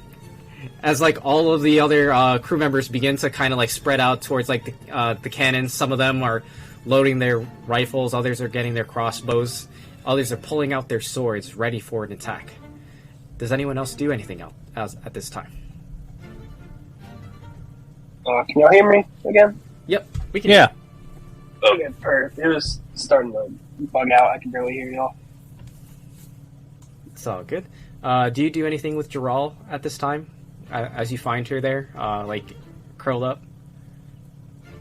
I'm gonna try and comfort her. Kind of close the door, bar it. Okay, you got it. So you are underside right now, currently addressing Jaral. All right. Still roll initiative though. Yeah. As the wheels of fate begin to turn once again. Was I successful in finding Alira or no? No. You were unable to find Alira at this time. Okay, we need initiative before I fire or after I fire. You can go ahead. You can go ahead and try to fire now as a free attack, and then after that it'll be initiative. Wheat. 22. Ooh, that hits. Go ahead and roll damage against the balloon. 17. Ooh, nice. Hot damn. Okay, so as you fire your arrow from your grievous wounds, you can hear the air split. Even though there's cannon fire all around, the sound stands out among all of the chaos.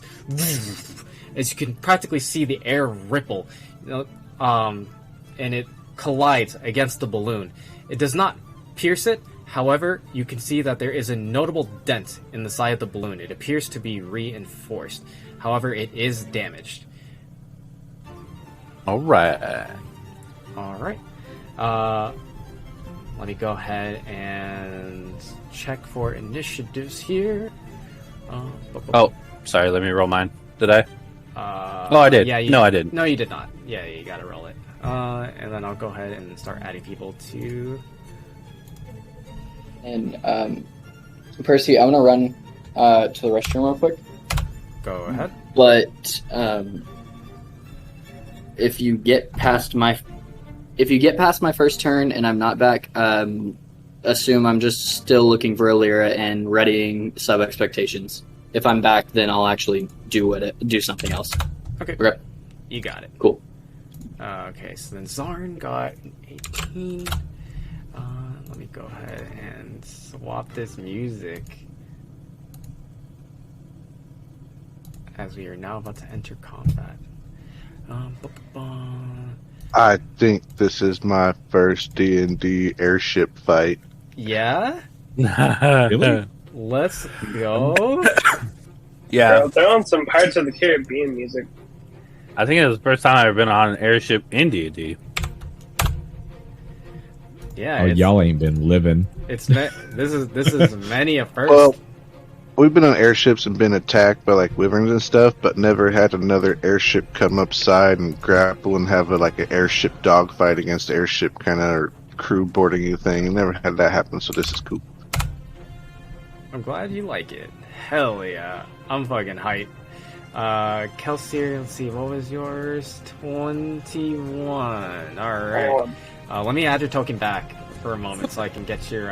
I'm just going to put you as a placeholder like nearby like the door, because that's where you'll be when you enter the fray. But you're still underside. Yeah. I'll put you right So there. the balloon, is it like kind of metal? Like how would you describe like the balloon in the airship? It's made out of several different layers. of different materials. One of them being metal, but it's not all metal. It's like more of like a frame. Okay. And I imagine they're held on by like ropes or chains or something of some sort. Correct. There are cables holding them up. Perfect.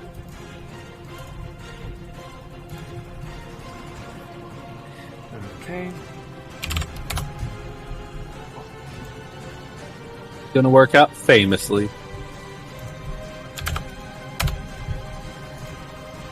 Holy crap, that music's loud.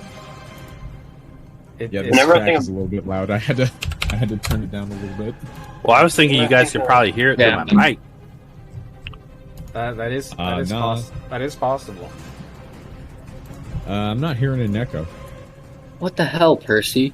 I turned What's it up? down. Why the hell did you? Oh, it's my voice isn't on there, right? Where? Omo? On Roll20. No, it's not. Okay, cool. I was gonna say, what the hell? Why are you rolling a fucking 24 for one of the bad guys? I'm rolling with my actual dice here instead of using the GM roll command because it's like right Oh, here. So I no. just tossed it real quick to do their rolls. You're using your special dice. I'm using the special dice. That's What when a you, bastard. that's when you know things are about to go off. Hit the fan? Yeah. Are you using those metal dice or those Yeah. big dice or whatever they are Yes, sir. The metal dice. on your You're glass? not rolling them. Yeah. That's what I was gonna say. Yeah. On your glass table. That's We what just you, hear shattering in the background. yeah, right. All of a sudden, you just hear the What's the clatter of like monitors and shit. That's the trick. He's scared of breaking his glass table, so he's just setting down 20s. He's not even rolling. Yeah, right. Imagine. All right. And so, As we roll initiative, and this guy right here is about ready to take his turn, I'm gonna point my finger at him with one hand, and then put my finger across my neck and draw a line with the other. ooh. Oh my! Calling your shot, Babe Ruth. From underneath the bottom of the mask, you can see an unhinged smile as he locks eye contact with you. As he makes his first attack, he points back at you with his finger extended out and his thumb up as if he is pointing a gun at you, and then flicks his finger upwards. And you can hear a crack as like the air begins to split as it aims right towards you first, Skullrish. It whizzes over the short stature of Zarn and attempts to strike at you. Natural one! I'm Swing. not sure about that. Do I get any kind of cover from this box-like thing right here? You Meh? do. Meh? You get. It's plus 2 or plus 5. plus- That's either partial or full cover. Yeah, I would say partial, so it's +2. Does Zarn count as partial cover? No, Zarn is a door. He does not count cover here. Shit. Plan B. Check. Does 17 beat your armor class? It would hit my armor class, but instead it hits the wood box right next to me. All right. And then he will fire again. Surprise! Oh, Oh no! Never mind. He Oh. sucks. As Ah! he wings his shot and it lands wide, it just flies over everybody, over the ship itself, and just coasts through the air before dissipating. All right, next, Kane, you're up. Okay. Pew, pew, pew. How far am I away from these chains So are or you talking cables? about the cables that are holding up their balloon? You mean? Yeah, I will mark them for you right now. because I'm thinking I might run up the cables and climb them, and then anchor myself with my feet and my tail and just shoot at people. You are 4 squares away from the closest one. Well, the cables for the actual balloon itself are in these following squares. I'm not gonna lie, I didn't see shit. Are you looking towards the top of the map? It should be visible. Oh no, our cables on our Oh. ship. Oh, okay. The ones holding up the balloon, or the ones that are connected? Like The ones that are ships? connected to the balloon. Oh, I see. Yeah, so the ones that are displayed, those are the ones that are actually connected. So like the one here and the one here are the two cables that connect the two ships together. No, he's talking about the 4 that go up to our balloon. Yeah, our balloon. Oh, they go to... Oh, okay, got you. Here, let me go ahead and draw that out for you. Because I'm assuming we have a balloon. We're not just coasting through the air. Correct. So they're in the following locations. 1, 2, 3, and 4. And what kind of weaponry do they have? Can I tell? Roll me a perception check. They got Well, bam. finger shooters. Yeah. They got finger guns. They're trying Finger to finger shooter. bang you. Not me, sir. Well, you're right. They're trying to finger bang Skullrush. Yeah, well, okay. I mean, that's Skullrush's business. Okay. What he's into. So apparently he's into Both Zeal. directions? So with your perception check, you note that this individual here does not have any weapon whatsoever. He's the one who was shooting with the finger gun. The one beside him, he has a gigantic reinforced crate on his back. And everyone else here, they appear to have some sort of strange, like, metal weapons on them with long barrels. Okay. Steely. Alright, so I'm gonna do this, because that seems all like bad ideas. I'm gonna go hide behind this here barrel box. And I'm just gonna pop up and I'm gonna cast, as a bonus action, I'm gonna cast Hunter's Mark on this dude. Well then. Oh, well that's not what I just want to cast it on him. Oh, that's what I want to do. That's the deck. Can you show me the description of Hunter's Mark real quick? Oh, that's what I meant to do. Thank you. I just clicked the wrong button. You deal an extra 1d6 damage to the target when you hit it with a weapon attack. Okay. What's the Is there any like DC for this or does this Nope. happen? Gotcha. No DC. Okay. It is concentration for Magoo, though. Okay. Yeah, that's why I'm hiding behind the box. Cover.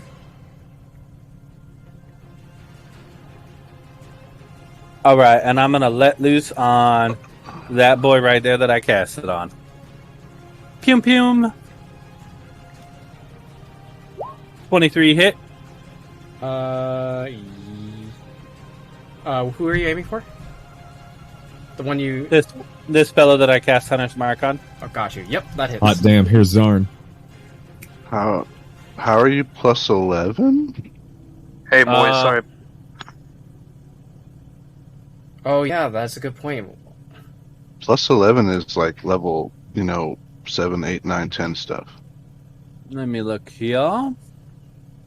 Oh, because I have archery as a fighting style for both ranger and rogue.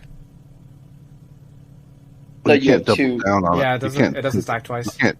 Oh, really? It let me. That's Yeah. still. Oh, okay. It isn't. Hold supposed- on. It isn't supposed to. Yeah.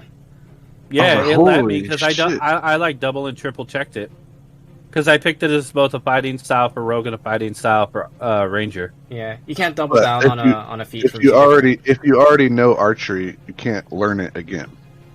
Yeah. Oh well, god Does damn that it. make sense? Well, There's no for now, archery expertise. Oh, okay. I see this now. My apologies. For now, I would say until we retcon it, just go ahead and take defensive. Just take one more AC, and we could just move this along. Yeah, we'll fix that afterwards. What we'll do is so that's just +9, so it's 21. Okay. Still hits. Okay, and then that damage, and then I got to roll a d6. Yep. Pum pum. All right. So Right. wow. So that's 19, 23 damage. 23 damage. Nice.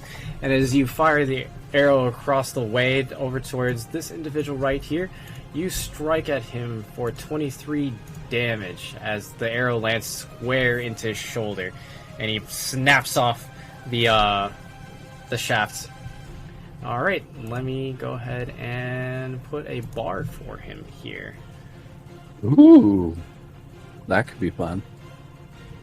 Yeah, we just started Zarm. You haven't missed a single turn.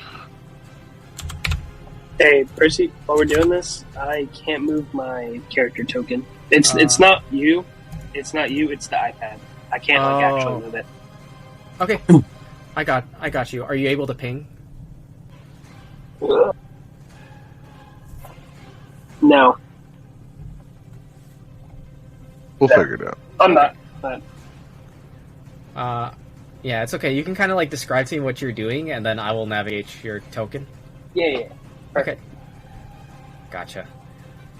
All right, and here we go. Next, Kelsier.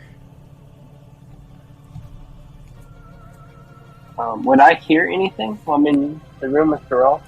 You can hear the sounds of combat from your allies as they're doing their battle cries. You can hear the clang of metal, followed by a peculiar shot that echoes through the air. Quick above the board thing. Mm-hmm. If I were to cast a particular wind spell like Gust, can I blow people off their little bridge? You most certainly could try. Okay, I just didn't know if that was like a thing. Yeah, it's possible. Okay, cool. It is pretty windy. There's explosions going on everywhere. Like a gust of wind, like depending on how strong it is. Yeah, definitely. Because it'll move them 10 feet. Yes. Oh, that could be fun. Sorry to interrupt. Go ahead. That's okay. All right, Kelsier. What'll it be? Doral, I have to go help. You gonna be okay? She nods to herself and she brushes herself off and like shakily gets up onto her feet. If you need me, call me, and then I'm gonna run out the room. Okay. You make your way up to the top. You've used up half your movement here to get to where you're currently located on the map. What do you do? So I'm gonna take the whole fight in. Gonna notice. Would I notice? Sorry. Did I notice Kane's arrow in the ship? How it affected it? Roll me a perception check. You could also just ask. We're all on the same team. Yes, Okay, I shot him. Yeah. Okay, cool. You shot the balloon part. I shot the balloon and it bounced off. It dented it. So I shot the metal cover and then I shot this guy. Okay. Could I call the bird to me and kind of go like Avatar style and jump off the ship onto the bird? You most certainly can. It's okay. If you fail, I got Featherfall. No, I got Featherfall too, so it's good. Okay. So you're gonna then we can all float. Okay, so you're gonna have the bird pick you up, and you're gonna fly over to the top of their ship, or where are you going with it? So I'm gonna don my mask. I already have all my armor on, so I never take it off. Mm-hmm. And could I, while I'm flying like over their ship, grab this guy in the top right corner, kind of drag him on the bird with me? Which guy? Can you ping him again? I can't ping. He's just like the furthest to the right. Oh, okay. This one right here? This boy? Yeah. All right. Absolutely. You got it. So, I'm going to consider calling the bird over I'm going to consider calling the bird to be an action. The bird flies over and picks you up. However, you do not get any additional movement, but you'll be able to complete this plan at the start of your next turn. Okay, and then once I get him, I want to take him like to the top of the balloon, the enemy balloon. Okay. Kind of 1v1 it. Ah, okay, I got you. All right, you got it. All right. Next is this individual's turn. As I don't like that guy. He's wearing too many fancy clothes. as he on his shoulders that hold up the giant box, as there's a giant boom, and he creaks it open like a door. It's almost like a door to a home. It's so large. As he then pulls up from the shadows a gigantic cylinder with several different clockwork cogs spinning along its sides. As he then begins to ready his action and points it towards the enemy ship. And he holds at this time.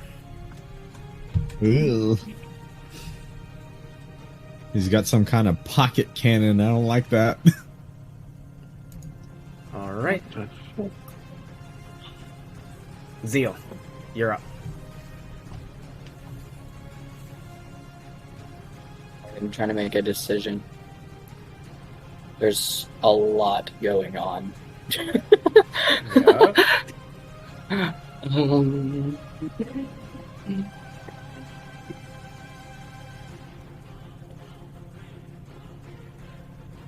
Percy, I always love the art that you find for these characters. Thanks, man.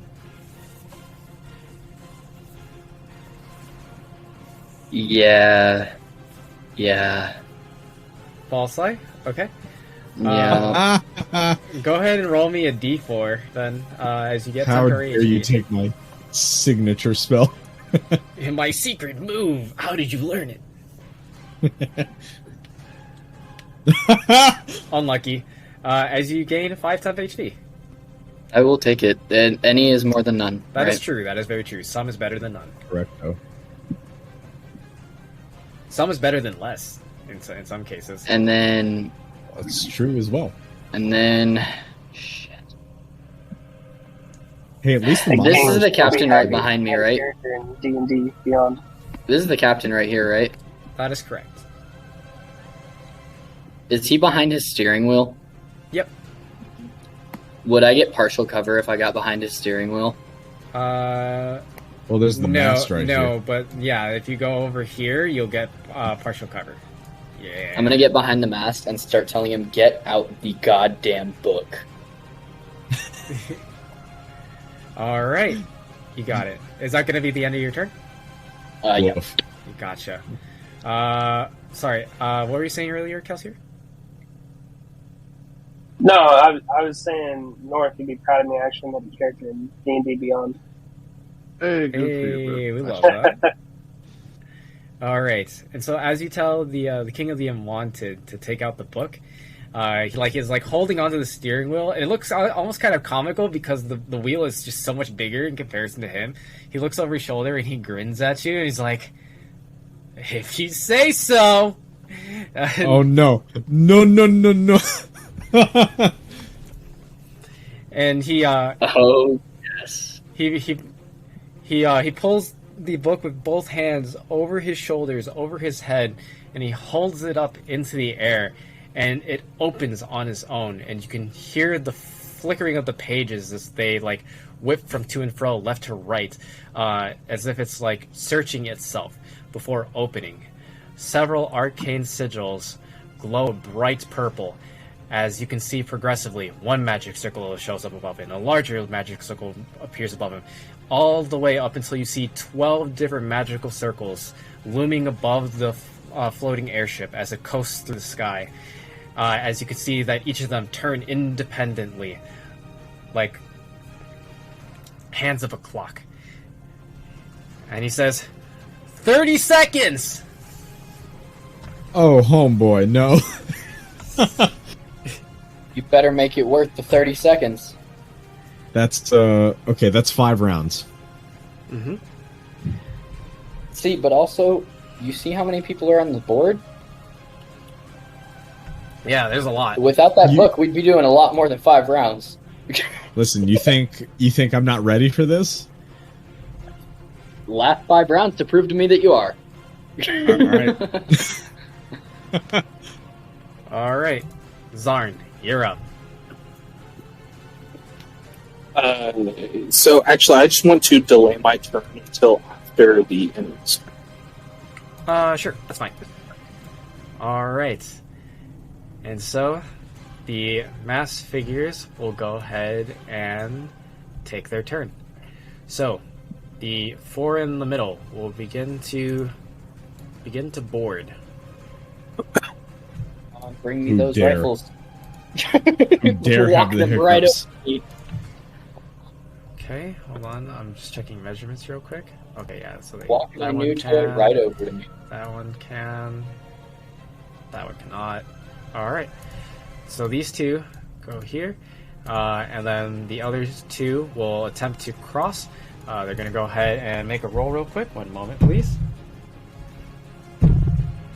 Oh, and with ease, 2 of them clear the gap and jump across, boarding the ship. And all 4 of them will make their attacks. 1 moment. Let me pull out the dice roller here. Not with that modifier. Ooh. Oh my. And instead of targeting any of you, they will actually be targeting one of the cables here. 2 of those will hit. As crack, crack, you can hear as they fire towards one of the cables, 2 of the shots wing against it, causing sparks to fly off of it. You can see that several of the metallic threads begin to sever, and you can hear a loud crrrr. The cable is not severed, but is damaged. Next, Skullrish. Wait, is it my turn now because I delayed? Oh, yes. You can take your turn now at this time. Okay. Just quick question. Would mending work to repair the table? Or the cable?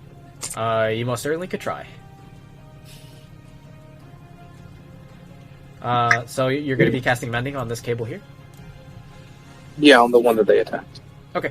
Let's see. So that will require. Oh, actually, no.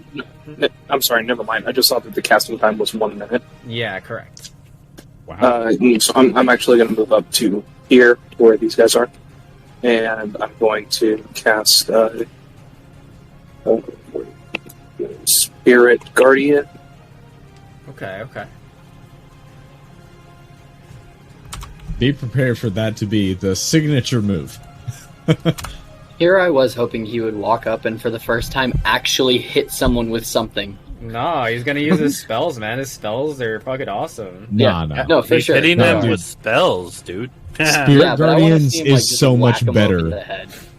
Spirit Guardians is so much better than hitting him with an axe, alright? Yeah, I did big damage with it too if they fail to save. Nice. Okay, yeah, then that would be my turn. So yeah, whenever anyone enters 15 foot around me or begins their turn 15 feet around me, then they take that 3d8 radiant damage save for half. All right, you got it. Do I roll for the wisdom save now on this turn, or is it At the No. beginning of their turn, okay? or anytime they enter a 15-foot circle around. Gotcha. Right. Okay. Is there anything else you would like to do on your turn? No, I'm good, thank you. All right, you got it. As your dwarvish, angelic figures begin to coalesce around you, a bright, radiant, golden glow, a storm of angels appear around you, readying to attack your foes. Vexnar. Or no, sorry, Skullrish, you're up. Well,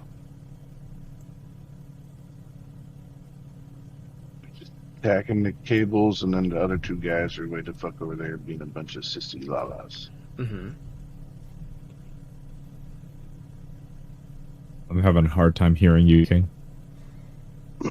Sorry about that. I'll put my mic closer to my face. I'm thinking.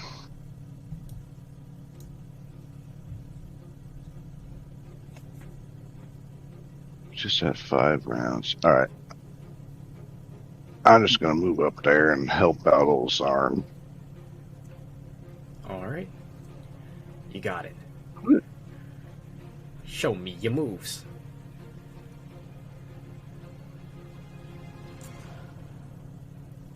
Short sword,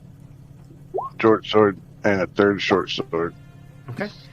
That first one hits. You're hitting the one directly in front of you, correct? Yeah. Okay. Roll damage. Ooh. 8 points of damage. Nice. As you jump over the box and you dash across the floorboards of the deck, you slice out horizontally, whipping across his torso for 8 slashing damage. Nice.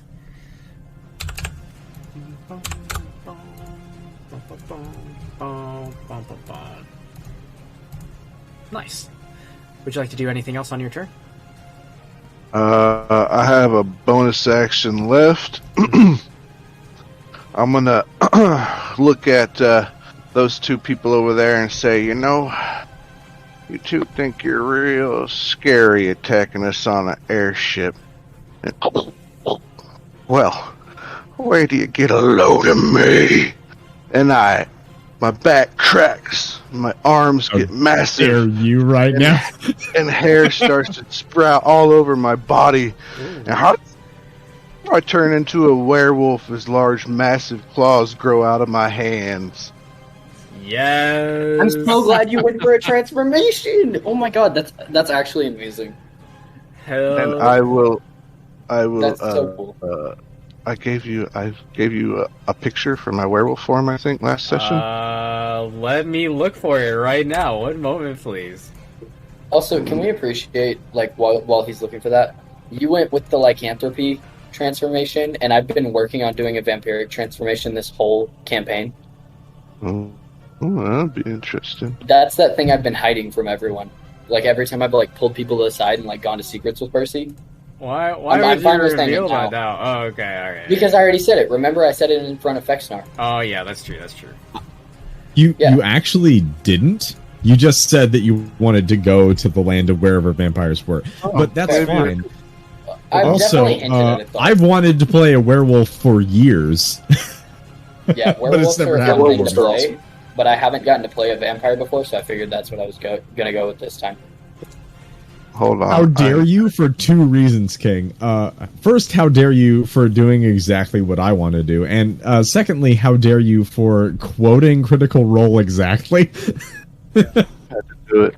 Come on, man. Had to do it to them. Had to do it Okay, to him. before you said, like, the hair Well- sprouting all over your body, I was picturing, like, Popeye after a can of spinach.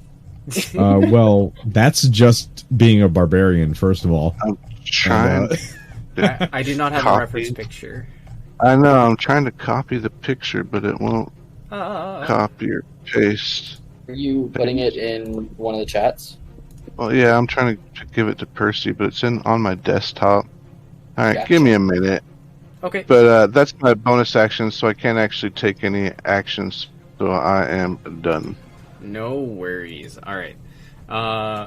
Okay. All right, I'm gonna look for it. Alright, while you're looking for it, Fexnar, it's your turn. Okay, cool. I'm gonna... Oh, wrong cursor. I'm gonna move here, correct? And right here. I'm gonna cast a new spell that I have. No, wait, I can't. I effed up. No, I didn't. I can just move here. Because it's 15 feet away from me. Right. New cantrip, Lightning Lure. I'm going to try to bring this guy here. Alright. And make him fall off. He has to make a DC 13 strength saving throw or get hit by the stack. All right, you got it.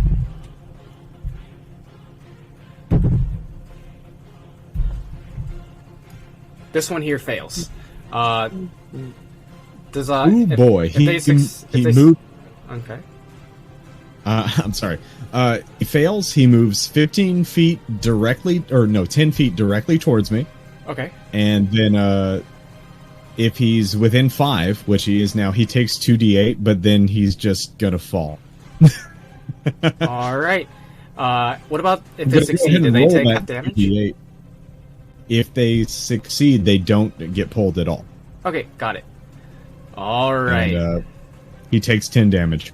All right. And then he's just going to fall. All right. And in an arc of electricity whips and connects from your hand to his body as you pull him in. Get over here! As he goes, "Ah!" And his voice very quickly fades as he plummets towards the planet. This one is dead. Nice. That was a nice use of the cantrip. Love that. Yeah, that's my turn, baby. All right. You got it. All right.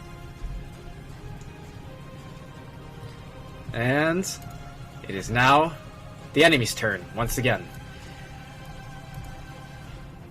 This individual, he begins to point at you, Zarn, as he takes his finger and flicks it twice. Bang! Bang! As he hits you... If it'll roll... There you go. Bop, bop. Does an 18 beat your armor class? No, sir, it does not. Does 21 beat your armor class? 21 does, yes. Okay. And he will hit you for... Okay. Dun, dun, dun, dun. 15 damage. Alright. As bam, bam, bam. You manage to dodge 2 of them, but one of the hits does collide. And you can feel the armor dent inwards as you feel as if the wind is knocked out of you, but you quickly regain your composure. Kane, it is your go. Alright, I would like to cast Gust on this one. Ooh, okay. I'm going to move him Cantrip 10 the hell feet out of him. that way. Okay.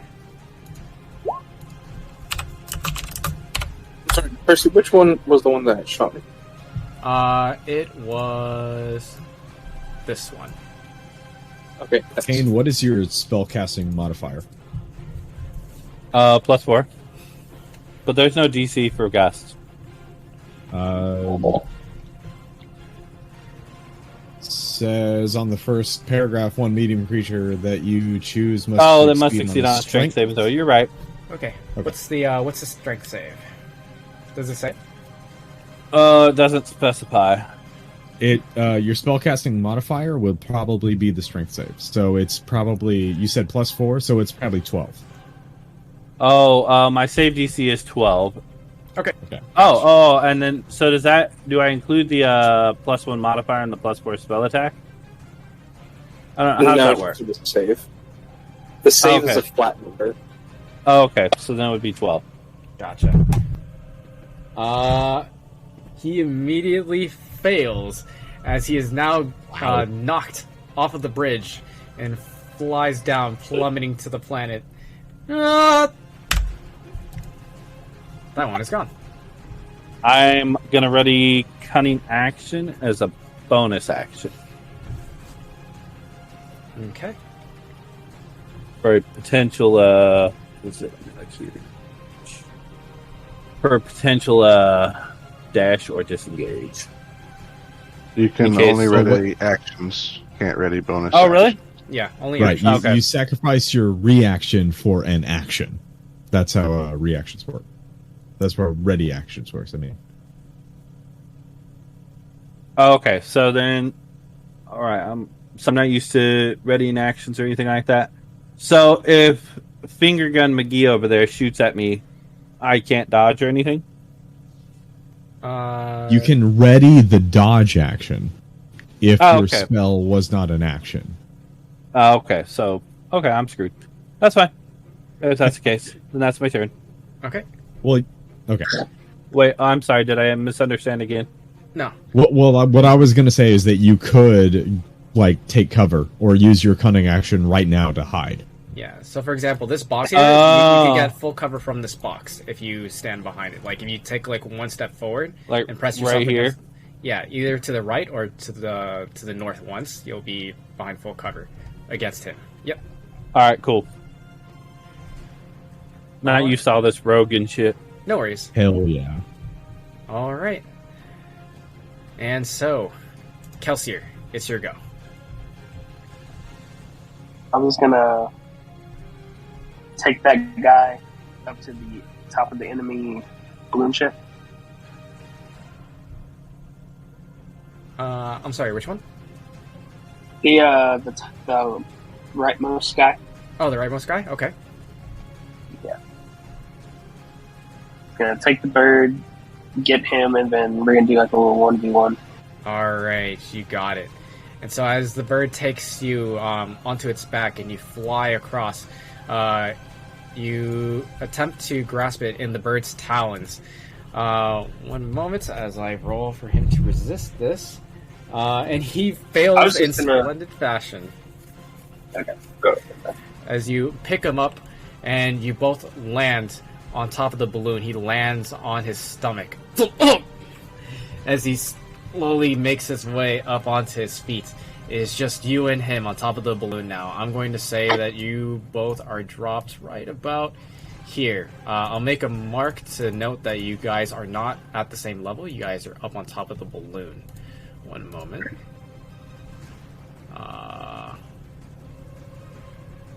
Let's go ahead and let's just mark you guys like this. Alright. You guys are on top of the balloon right now. Alright. So that used your action. You still have a bonus action at this time. Is there anything you'd like to do?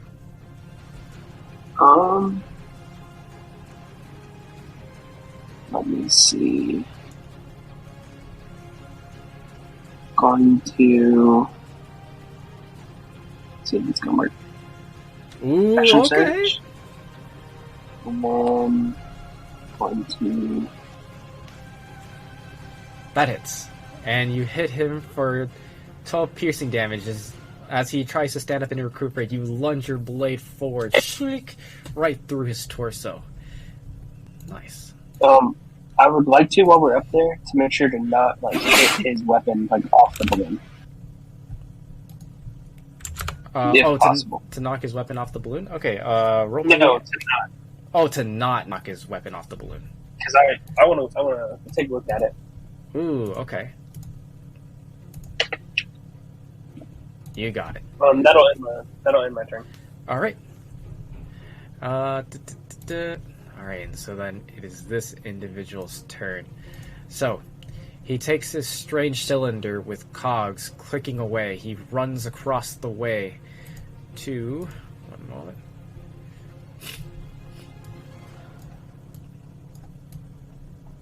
Hold on, how far away is this? Let me just double check here just to make sure. Ah, perfect. Oh, whoops. He runs across the way with his back turned to this barrel and his barrel pointing towards you all. You can hear a loud whirring as the cogs begin to spin faster. As it suddenly begins to tear apart the barrel behind him, revealing a teal glowing powder as it's being absorbed into the barrel itself and being ejected out. And from this you can see that not necessarily a projectile, but several different tiny creatures of 4 wings and claws and fangs, large bat-like wings erupt from their backs as they begin to spill out from the other barrel. And they can only be described as a swarm as they begin to fly towards you. I'll go ahead and I'll draw the swarm. One moment. It is... Are you all able to see that okay? I'm Yes, the not square. sure what I'm looking at. I just Oh, see I a see it. box. Yep. The box So I'm is a looking for a swarm? box. Okay. Yep. I'll go ahead and I'll mark it as a different color. There we go. Pop. So it is a swarm of teal glowing, almost like imp-like creatures as they fly through the air in a swarm and start to work their way towards your ship. All right. And now it is Zeal's turn.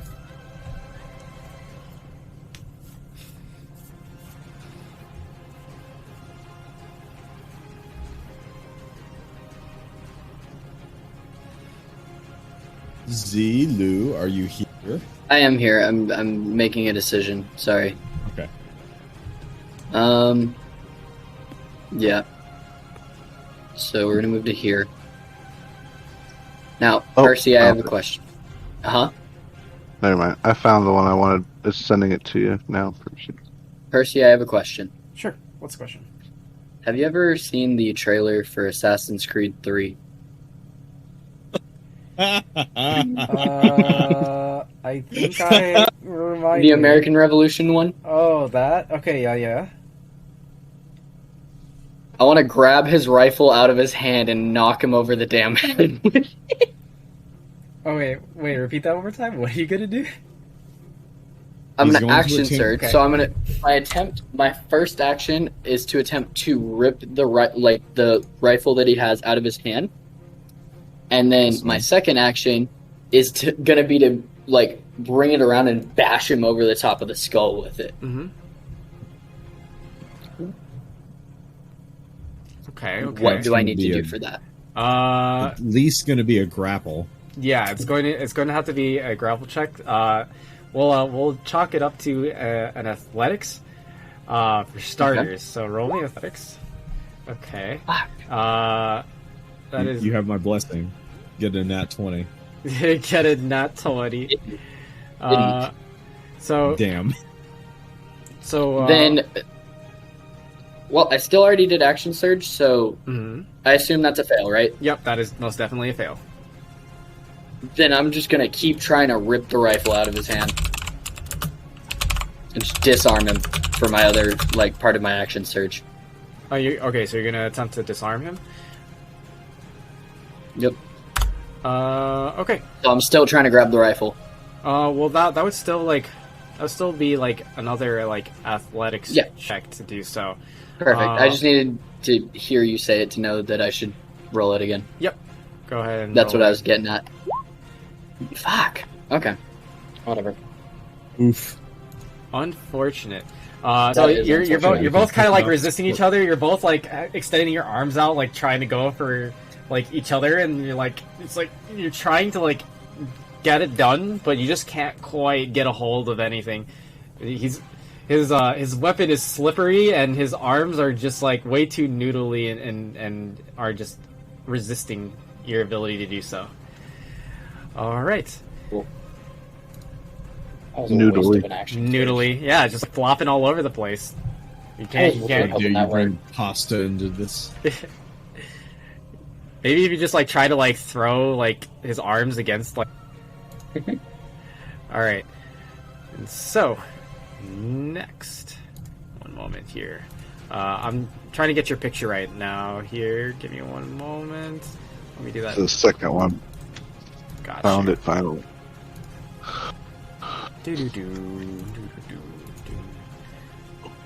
All right.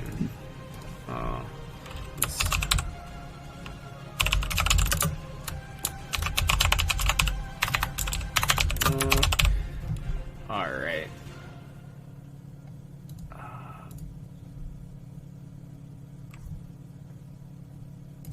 Oh, hold on. I have to actually open it as the actual image, and then save it like that. There we go. That's correct.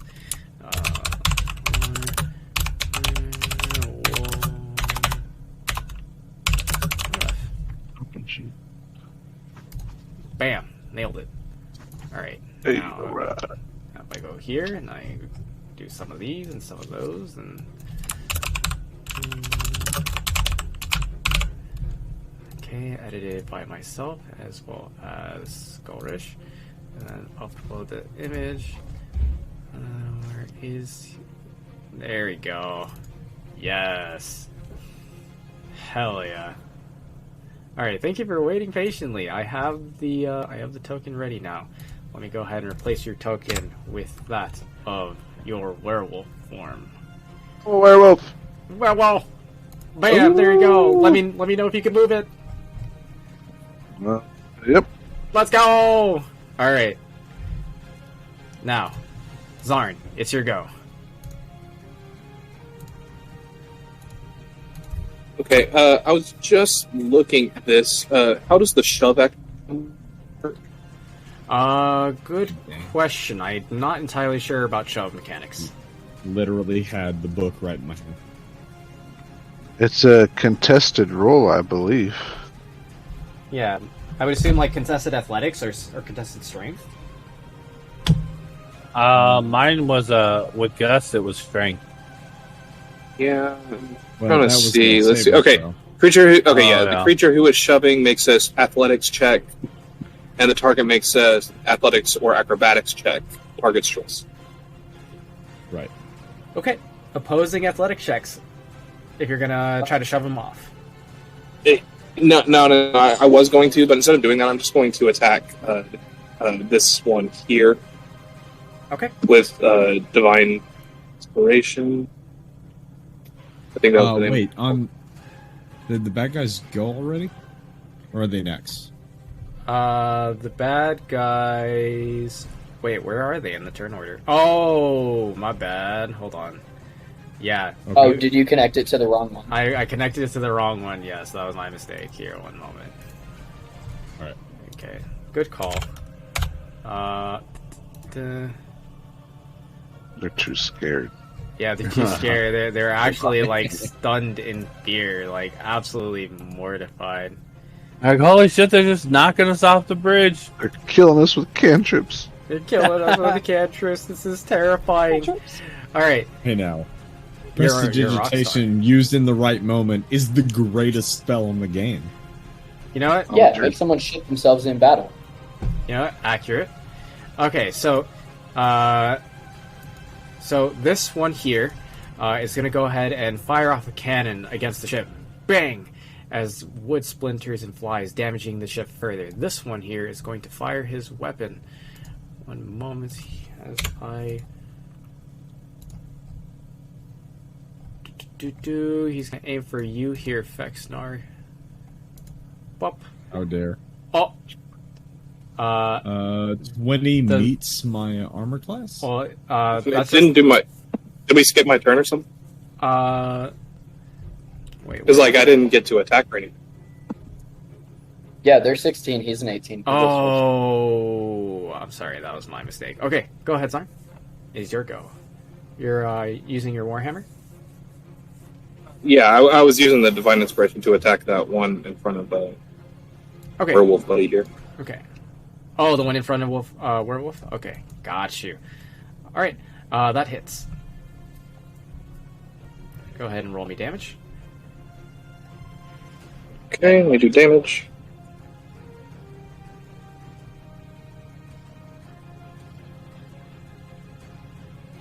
I want to accidentally click to refresh.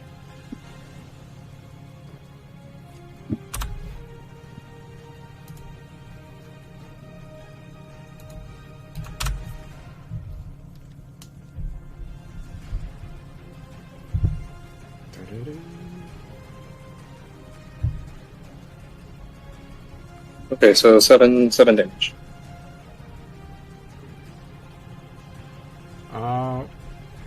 Wait, is this two-handed or one-handed? It's one-handed. It's one-handed? Okay. So 7 damage. Okay. as you Yeah, take he's sword and shield. as you take the divine intervention tightly in your hand and you smack it across this individual. Bing!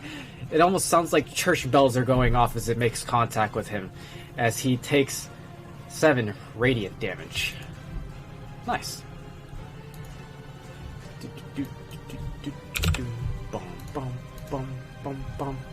All right. And for those two, or all the ones within 15 feet of me, on the beginning of their turn, they have to make a save for the. Okay, it's a wisdom Right. 15, correct? Yeah, 15 is the save. Okay, they both succeed. Do they still take half damage, or? Yes, they take half damage, which is 8 in this case. It's 8? Okay. Yeah, Hey, that's damage. That spells a concentration, right? That is correct. Yes, the spell is concentration.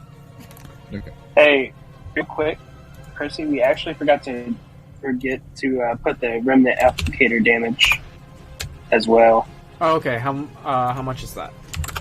That's It's a just D6, it's a right? 1d6. We can just we Yep. can roll it whenever we get back. Yep. I just wanted to mention it. Gotcha. Yeah, just remember it for your upcoming turn, and we'll apply that on top.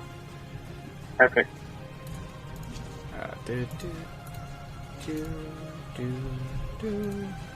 Okay.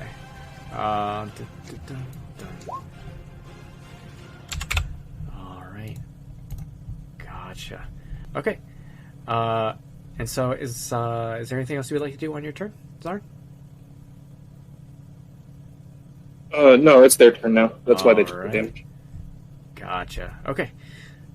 And so this one aims for you, Fexnar, here, as he hits you for a total of 25.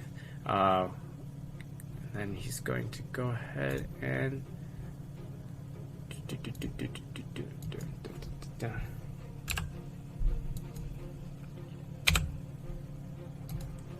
He hits me for sure. Yep, he hits you for sure. He rolled a 19 on the d20 for a total of 25. Unless do you have something up your sleeve to 20 resist? 20 is my armor class. Okay. Well, no. What I'm saying is, like, I just rolled the d20, but he's got a modifier on top of it. I just quickly used like the dice roller to roll the d20 part. Okay. But then then plus modifier, then it's I still 25. do have something up my sleeve. I don't know if it's worth it though. Yeah, I'll just take the damage. Okay, gotcha. So then he hits you for 11 damage. All right. Then the other remaining that are not locked in combat. So these two right here, they're gonna both try to shoot over at Zarn. I'm gonna roll 2d20 here. Boom, boom, boom, boom, boom, boom. Does the 16 beat your armor class? No, sir. Or not a 16, I'm sorry. A 12. Nope, definitely does not. As they they fly over your head, your stature is just too low. It's an awkward target for them to hit as they Okay, miss. wow. Well, I mean, you're a dwarf, really? And you're Wow, they pretty, missed because he's a dwarf. He That's can be a great block from my shield. No, it's not right. I'd like to think that like you're just so low to the ground that like it's difficult for them to hit you with the railing in the way. Yeah, exactly. I'm probably barely over the rail. Yeah. Like they could see your hands glowing like gold as like radiant energy like just surrounds you, and they're like, "Oh, there's a cleric there," and they're trying to shoot at you, but like they just can't quite connect the shots. Makes sense. All right. Let's see. And then these two here, they're up close. They're gonna go ahead and they're gonna pull out their swords as they both try to land attacks on you. They're gonna attack once per. Bam, bam. Ooh. So the first one tries to attempt to attack you here. It misses you, Zarn. The other one is going to attack you. Here, Skullrish, for a nat 20, as it Oh then... my god. Boom, boom, boom, boom.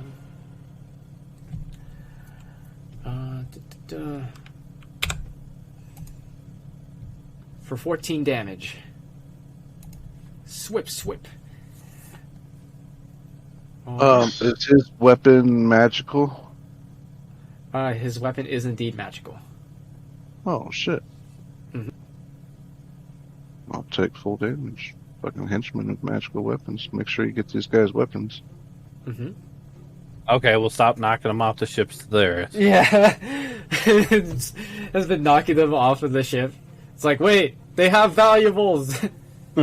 Keep their bodies. Okay. So I can consider it. Fuck off. hey, What a Well, now I dick. don't have to really consider hey. use. he gave a clear smiley face. That's true. He do be smiling. Alright, Vexnar, you're up. You stopped it.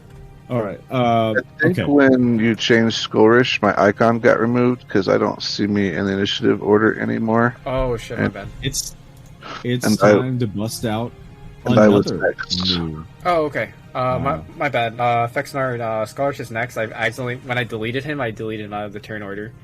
Oh, my bad. Let's see, what was your initiative again? The 8, Oh, yeah, 8. Got it. 7 or 8. It It was was right before me. My bad, guys. There you go.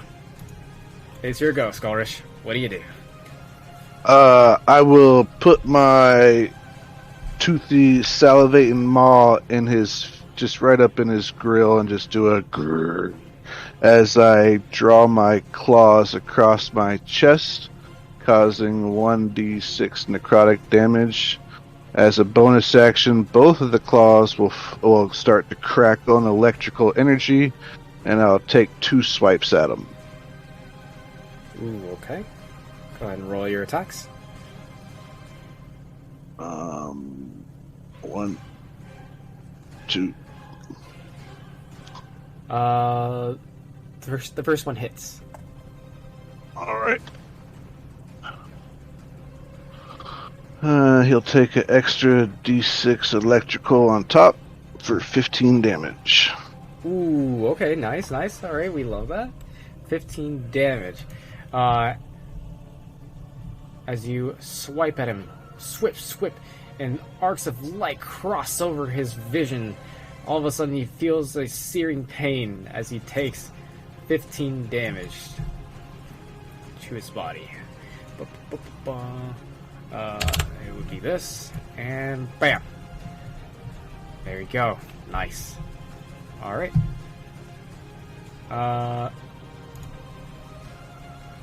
Vexnar, you're up. Time for a new cantrip. I'm a wizard now. You're a wizard boy. Okay, so I'm gonna swing on this boy. Let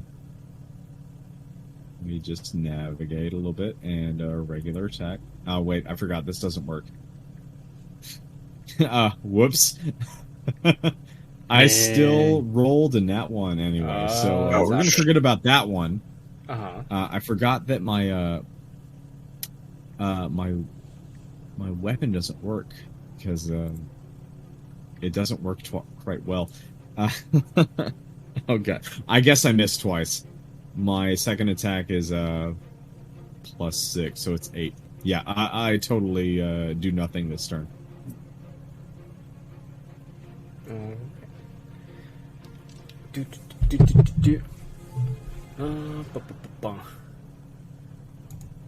And now it is the enemy's turn. This one is going to go ahead and he's going to raise his hand up in the air, and you can see a bright white magical circle appear in the air above their balloon. And he just holds his, he holds himself there. He does not do anything else at this time. He just stands still. Which one is it? Will you ping him again? Sure. Big boy. This one right here. Okay, cool. Finger banger.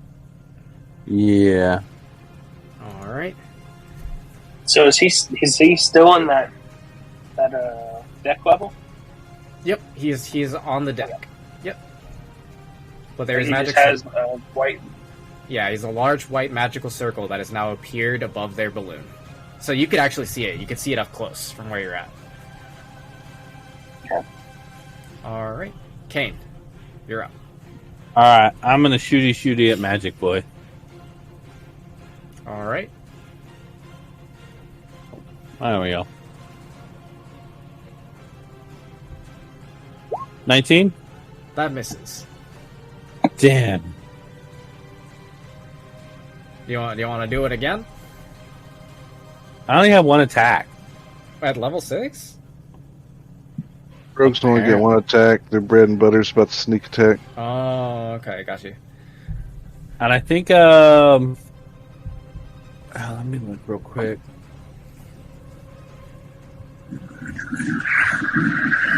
Yeah, I only got the one attack. Gotcha. I don't think I can bolster that at all. Yeah.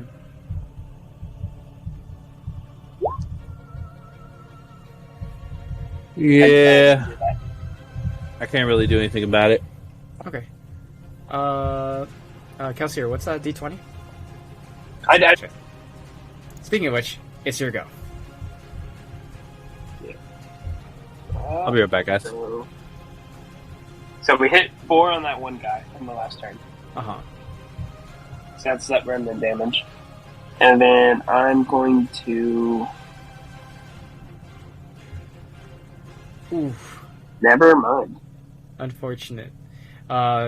Your footing is unstable on top of the balloon. You can kind of feel yourself sink every time that you try to lunge forward for an attack. It throws off your balance as you try to as you try to gain any hit on him. It seems that you're both struggling as you're up there. Would you like to do something with your bonus action? Yes.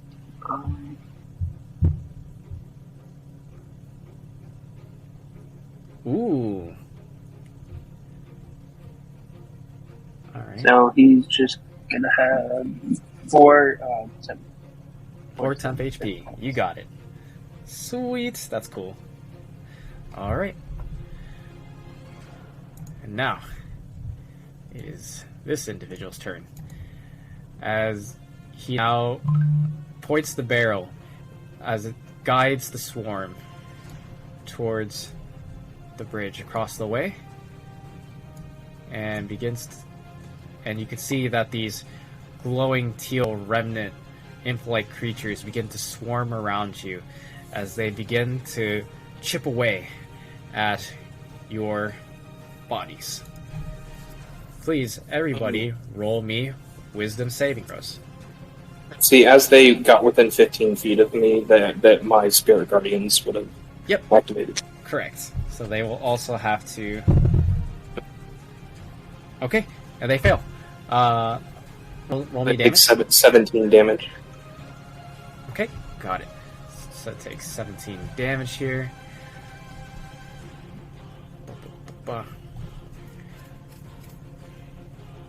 Alright. Okay. And let's see.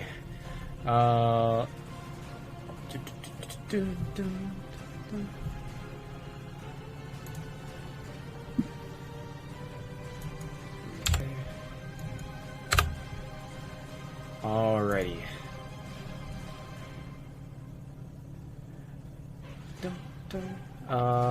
Let's see. I need 2 more wisdom saves. Oh wait, no, never mind. I see them now.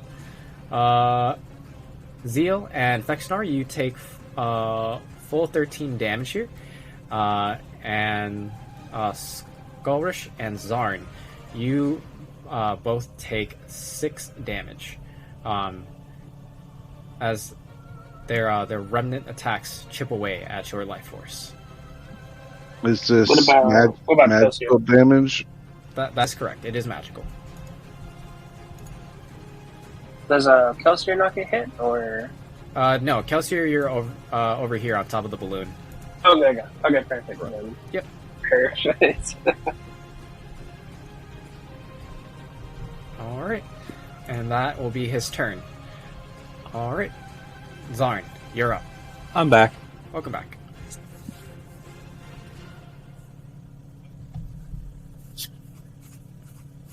So is the swarm, attackable? Yes, the swarm is attackable.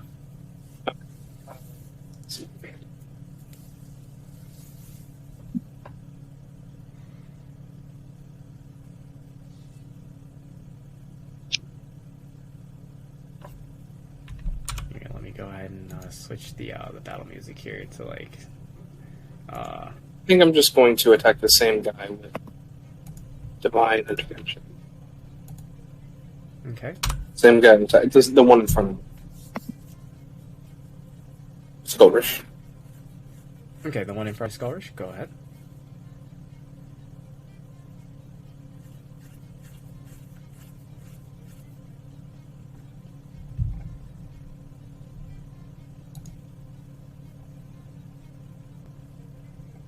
Yeah, I imagine 12 did not hit. No, 12 does not hit. 9. Okay.